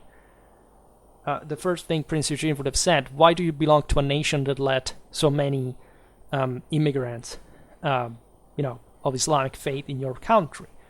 And would have had yet another reason in his own way to spit in your face. So obviously, you see where you say my personal ideology. Is this my personal ideology, or is it what we actually know, historically documented about these people's beliefs? Where's the boundary here? I mean, show me where, in that sense, this is my ideology, for sure, but historically speaking, I live in a world in which I realize that most people think that the opposite is true. And I historically make a point, on the basis of this person's Ancien Regime identity. It was notoriously just about that. You don't even have to listen to me. You just have to open a normal, history. Just read Eugene's memories, right? But aside from that, it's just also knowing. Not knowing that is not a detail of history. is literally what happened until throughout all history until a couple of 100 years ago. So you are the exception that decided to transmute the beliefs that those people have to make them fit your own. And so in this sense, this guy pointing out that I, of course, loathe socialism and communism, that easily are one of the greatest abortion in the entire dignity of mankind. I mean, communism, I think, is the reason why every single human being should wake up in the morning and feeling ashamed to have been born, right? But what's strange about nationalism being the same? Being slightly better, no doubt, but still being a fourth estate, leftistic, terroristic ideology used by lesser people to steal other people's accomplishments and just not even succeeding in that, because still the masses remain masses, but pretending to be more than what they, of course, individually could never afford to be. Is that really a thing, right? Of course, there are lots of people out there who would say, "How about this guy's crazy? He says that nationalism is an extremistic, leftistic ideology." What standards do you have? That's my question. What you think that Prince Eugene would have been happy of nationalism?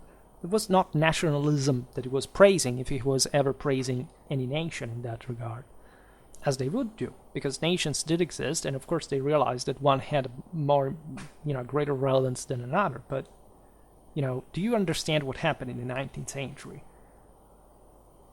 Because if you don't, that's where we have a problem. Like, meaning a first world primary schooling should be, in theory, just in theory, because evidently in practice doesn't, be enough for you being extremely confident in this understanding. And that's evidently not the case. So there you must dig into your family, first of all, because there is something severely wrong. Right? Let's, aside from the fact that families are collapsing, because of course people do not have moral values anymore, but your nation too, right? You're raised in this country. If you are so disgustingly undereducated, the question is, what is your nation by average? What this right? I don't know any country in the world that has an average person that is a dignified human being. So, of course, you can be a great person from one nation, but the average person is just a bunch of mentally deficitary individuals who mostly, live parasitically without any sort of accomplishment and creating more problems that the ones that, they are able to fix. And, of course, others having to wrap it up for them. So think about that before you think about your nation, unless you're a race of gods on earth, which I don't see anywhere, not even remotely close, and also simply because we bailed out of religion entirely, and that's a precondition, but it's not by itself even remotely close to achieve what these people all were trying to re-achieve. That is, again, the divine transfiguration of mankind universally, to fix the fall, the incarnation of the celestial world because of the original sin. If you have no idea of this, of course it's not a matter of ideology, this is a matter of basic ignorance, because elites understood this until some time ago. Right? Nowadays we began to liberalize even at those levels. I have my fourth of nobility in my veins, and I'm trying to resist the fall, but through that as well. But I realized that, of course, my we have to accept where we, and that doesn't mean that you can't be conventionally proud of your nation. You should be, but you should also be objective about that. That is to say that you're not a capable person just because you're born with a passport that says that that you have that nationality. Right, that comes, of course, with your background, whatever, but still, that's not remotely enough, as we've seen, to be satisfactory for what tradition was supposed to mean. And so, that's the reason why I think this, for example, about Prince Eugene, because it's one of the most obvious symbols of that, also in pretty recent times, after all. And this guy here argues that, let's say he's a guy, this is a classic Nietzschean argument that nationalism is dumb while aristocracy is good. I didn't think that so far that this guy could be a nationalist, as a matter of fact, rather than a liberal, and so that he can be offended by my remark. Right? One problem of nationalism, I see it rampantly when you actually, and I take it to my pride not to be so immediately frameable, because there is a very heavy sort of national bias on YouTube history channels when you say, I come from this place, so I will just talk about this, or from this perspective, I have to fit the mask of this, I come from this country, so I must fit that ideology, I have to quote those scholars, whatever. This is actually a severely ingrained cognitive mechanism among even some great scholars. I see it. I mean, one thing, again, is being influenced by your background, but another thing is having the capacity to abstract and objectivize on the basis of what was more important overall, not because of where you come from. I think that's crucial, and if you can't do that, you have already sinned. You're falling, nothing else. Unless you can do something positive, hopefully, but it's already a rigged position to start from.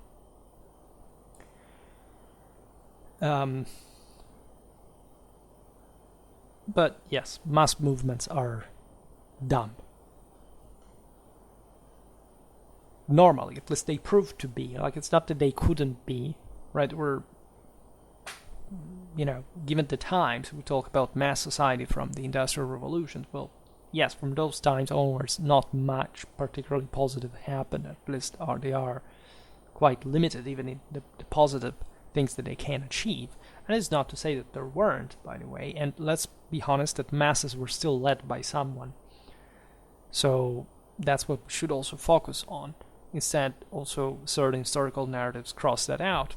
It's the people who voted, not quite, right? Most things are thankfully decided by a fewer group of people. That is the same reason why we don't have such a thing like direct democracy. We vote for political representatives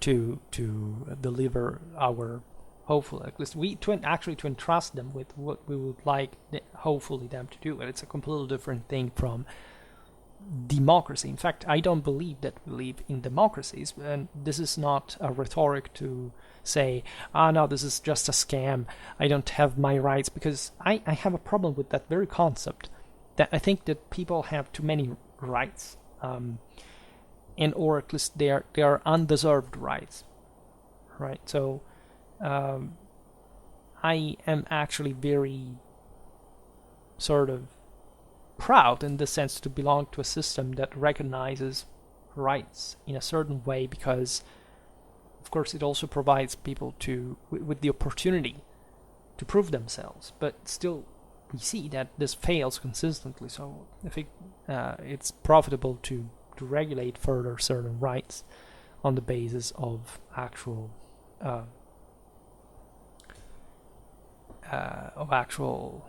merit. But this is let's not digress on this specific topic. Then this last point, which I read this a couple of times before making the videos, and I don't think I have thoroughly understood that, but let's see if I do it now by more concentrated fire. He says, finally, and perhaps most disconcertingly for me, the guy says, because while I disagree with much of the above, I still find his content thought-provoking, my content. Schwerpunkt sees himself in the mold of a leader/history maker. While he frequently gives typical false modesty disclaimers, in one of his videos he noted that he would not watch his own videos, multiple videos actually did that, because in his words, I'm not much of a follower. Like this person followed me consistently, and that's even more interesting. He has less directly suggested elsewhere that he sees himself as the leader of some sort of movement. Again, this is classic Nietzsche.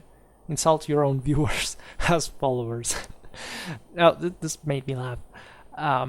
And that's not an insult, right? I believe that there are behaviorally three types of people when it comes to whether you follow or not, right? That there are the path makers, and I belong to them, like people that are evenly distributed. Like I think that there's not too much of a difference. People that really say, I want to do everything myself, I have my own ideas, I have to implement this, I want to create something on my own and going with that, right? That's me.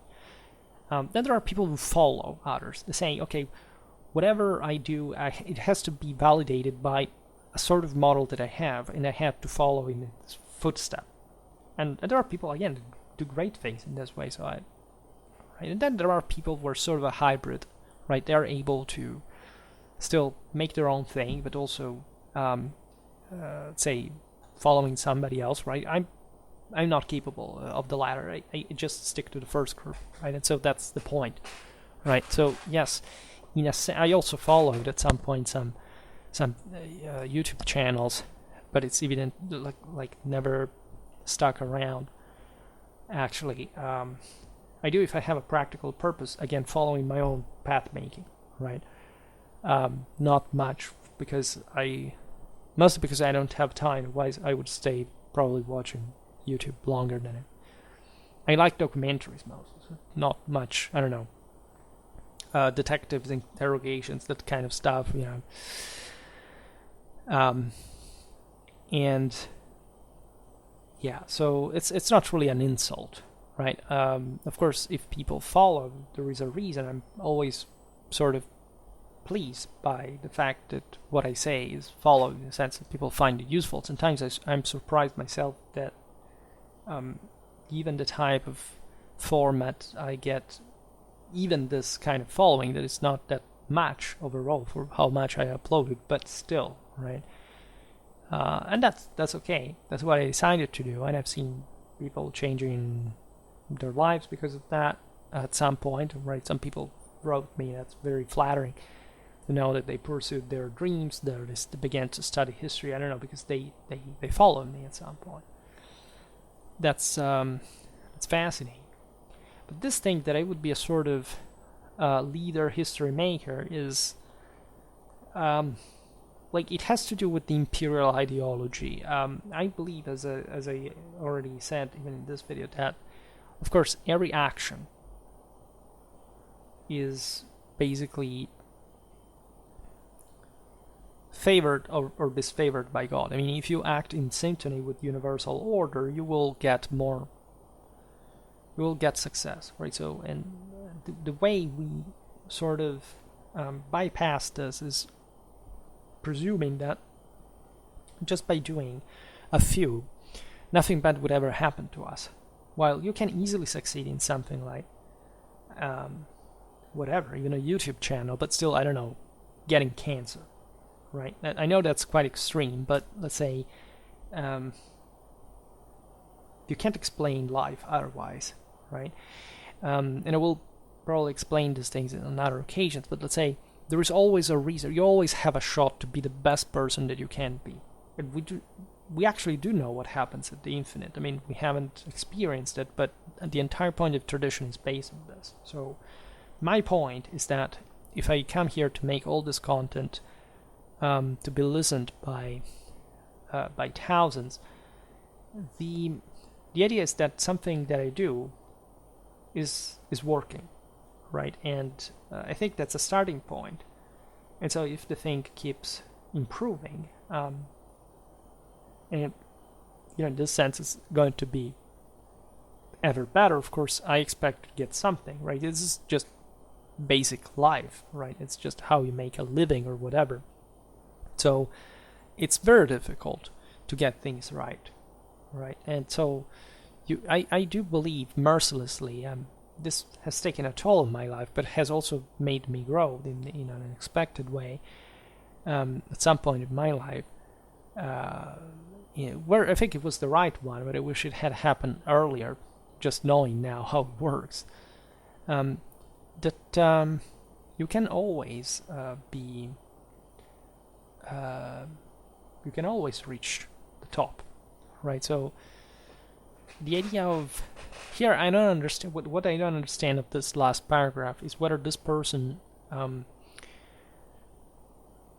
is disconcerted because I see myself, say, in a negative sense, right? Because it says, because while I disagree with much of the above, I still find this content thought-provoking, so this thing is disconcerting. Yes, it sounds like, I'm crazy because I think that, right? So I interpret it like this rather than the other way. Understandably. But this is the point. Yes, I'm here because I'm not much of a follower and I have to say something that I find valid. And that doesn't matter how sometimes cryptic, long, complex, difficult to follow, whatever it is, but once gotten, can really have a real purpose, a real use, etc. It's I've never really reflected more than much on my expression style because I've just gone by that, and at some point I took even some classes, not for the channel, but for just because I could get a language certificate through my scholarship for free, and so I exploited that.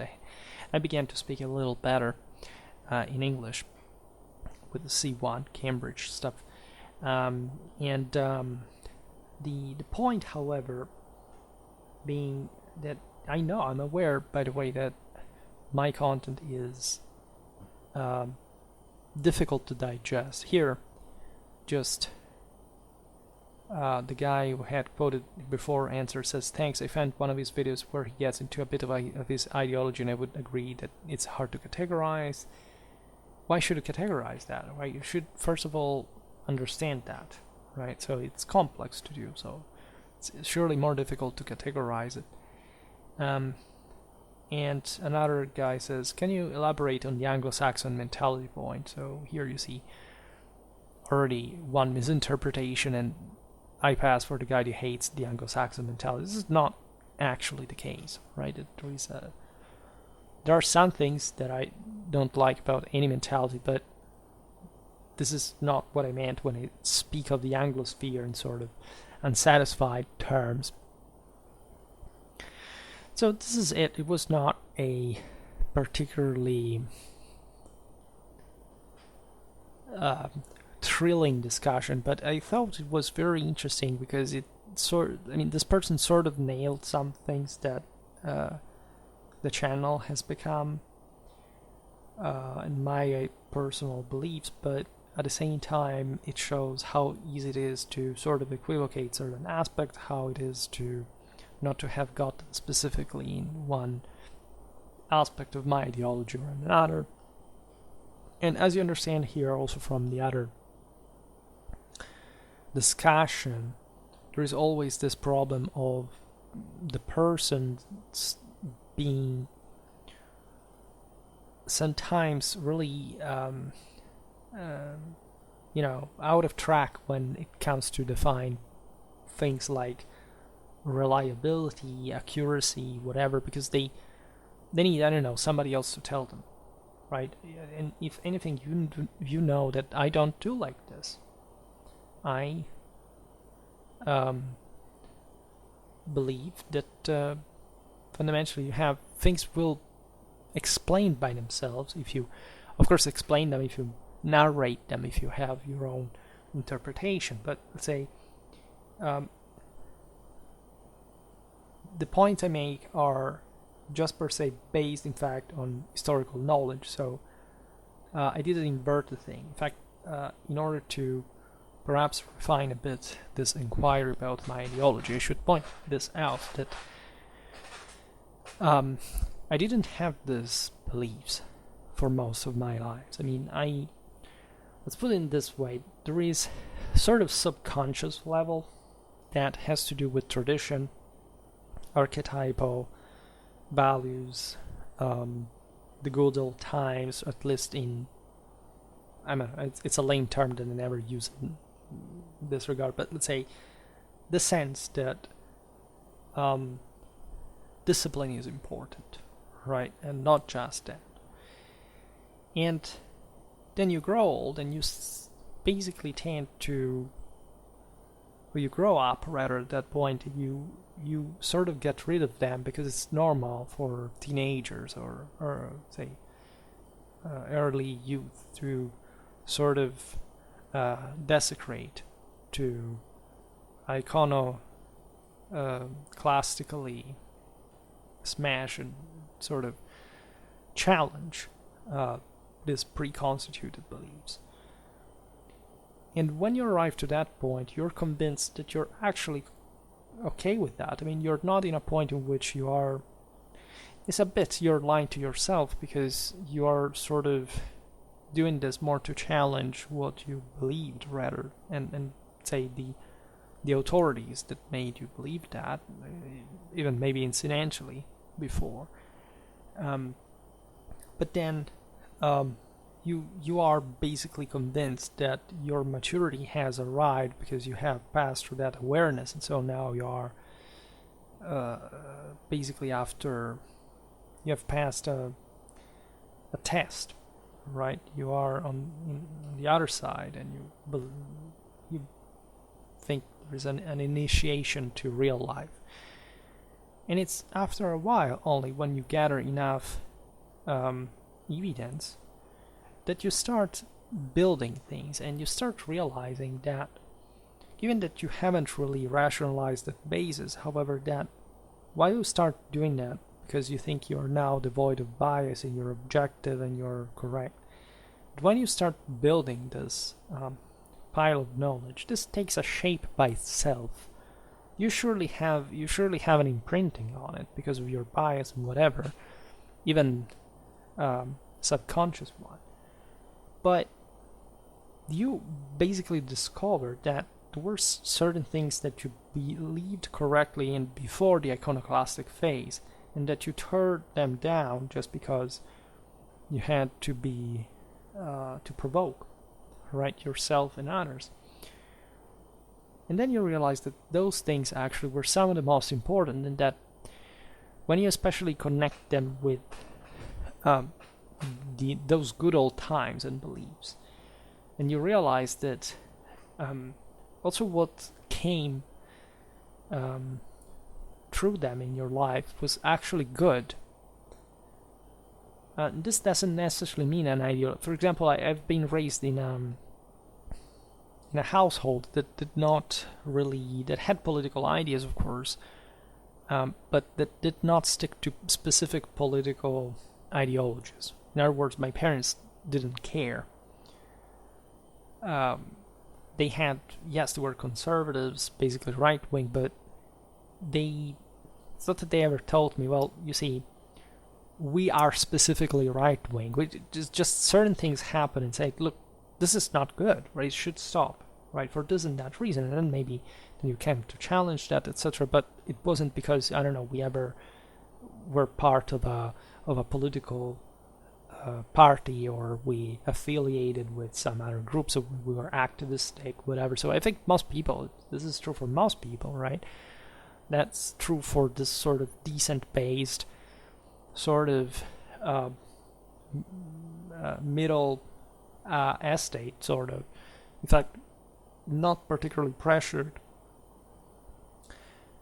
background, right? Then you understand that the people will always make the mess because they are more irrational and more pressured, surely in some ways, but still having to make sense of the thing, are the lower estates, right? And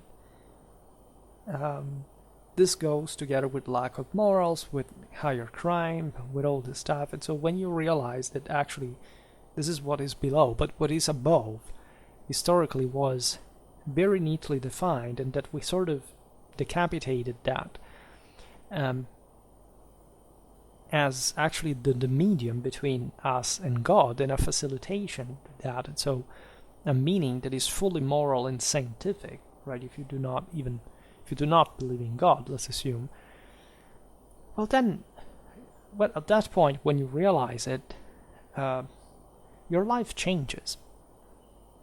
And of course you must find a field of application where to test this. I used history because essentially I understood it, at least it was presented to me mostly as sociology because of structuralism, but it's mostly politics, right? That's what it is, right? And if you want it to be an idealistic point, let it be. I believe, of course, that life, spirit, and moral is more important than pieces of matter that do not quite have any trace of life within them. And so, of course, metaphysically everything is possible, but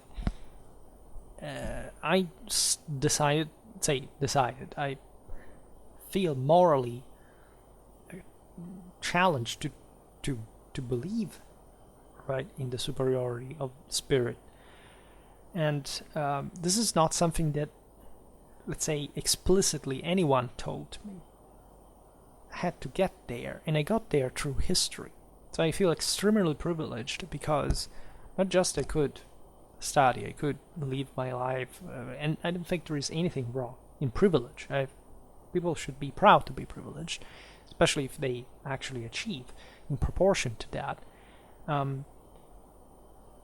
That's why we strive for having more, and there's nothing really wrong with that, including with command, with exploitation, with anything that entails an imperial power. If that happens, right?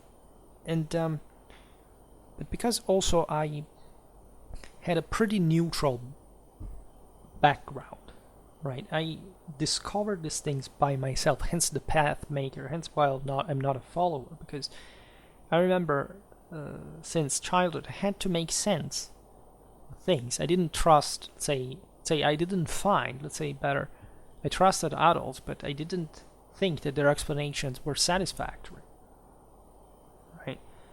Children are way more intelligent than you think normally, and I always wanted to make sense of things and began to discover, began to read stuff, I began to get involved, and it just came, I think, natural.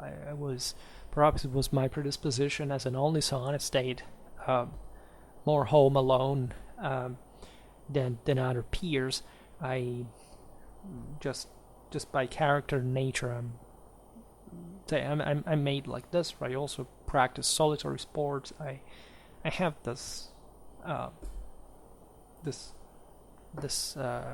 made like this, and I pushed it to a very interesting point, I think. So that's basically what I'm doing on Schwerpunkt. It's not, again, the guy who wants to show that there is this big ideology that has to be simply crystallized and imposed at every probably sometimes I'm repetitive.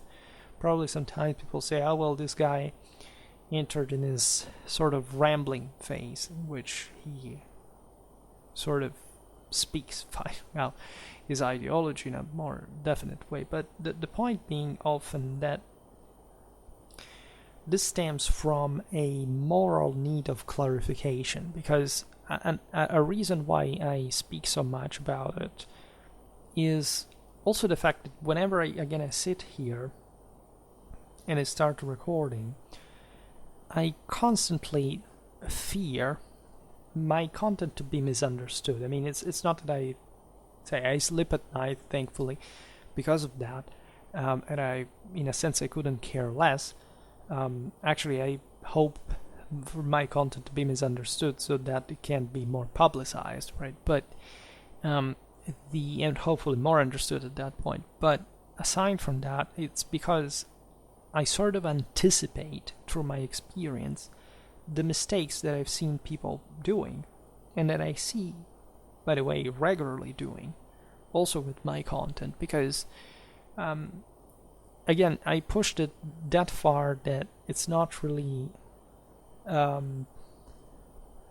easy for anyone at this point to simply understand what I'm doing and what I'm about, right? So this is in part the appeal of the channel, that this is a sort of universal, encyclopedical, if you want, sort of all-encompassing picture.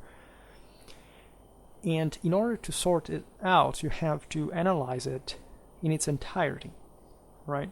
Just like in the other discussion, you can't claim that my content is, you don't watch it because I cover too many different topics. What the hell do you know what I learned in my life, right? I give it that, yes, the more people tend to think to know, and of course on average the quality decreases, but, and this is surely true also for my content, but to which degree? Until you cover the entire content, you cannot really know it. And it's normal as well. So people being so sort of passive in being let down, even in their own interest, to find out autonomously is hallucinating. I think it's one of the greatest problems of our generations, and it's getting ever worse. Getting this certified, this guy told me that channel is not good, so I will not watch it sort of vibe is ridiculous, especially when you say, I say it with a cause of merit, because I truly believe that my content is maybe less entertaining, maybe less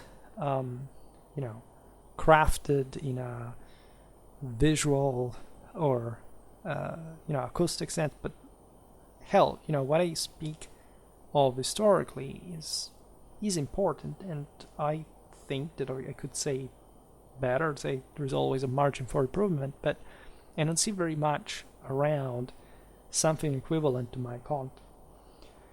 And easily, right, this is not just about rambling, but it's just like that video I made on Metatrons worked it. Got so many views. It's obvious that you cannot follow channels that make 20 minutes videos to explain big topics, but that you will still see most people watching those instead of things like mine, because mines require a lot of work, and not again just because it's maybe a less engaging video, but because literally what I say is more complex, and the content is generally speaking a bit more beyond just from the same basis from which I start with these topics, right? It's not again, you can reach that level of depth even when you approach things at a relatively superficial level. Well, what I see here is that if my content is superficial, well, I don't see anything on YouTube of the history channels, etc., that is not even beginning to scratch the surface. That's the sort of depth I measure. And then, of course, everything is extremely complicated, but you do not need the very few people that specialize in that very specific topic, if they even exist sometimes in the world, in order to get a satisfactory, cogent, reliable, accurate information about that, especially if it is in this way for free, and it's an open source content that you can you can simply consume it. Like, aside from the ads, that are that minimum that, by the way, YouTube imposed me because I didn't even insert them, but they began to insert them themselves, and so I monetized rather than having YouTube getting my money, given that they had already inserted the ads themselves. So again, I believe that this channel can be better interpreted. I make these videos also because of that. But for today, I'll stop it here. I just hope that you enjoyed this video. If you did, please share it. Otherwise, leave a like or subscribe to my channel if you're interested in my upcoming content. As always, I thank you heartily for listening to me. I wish you a nice time and see you next time. Bye.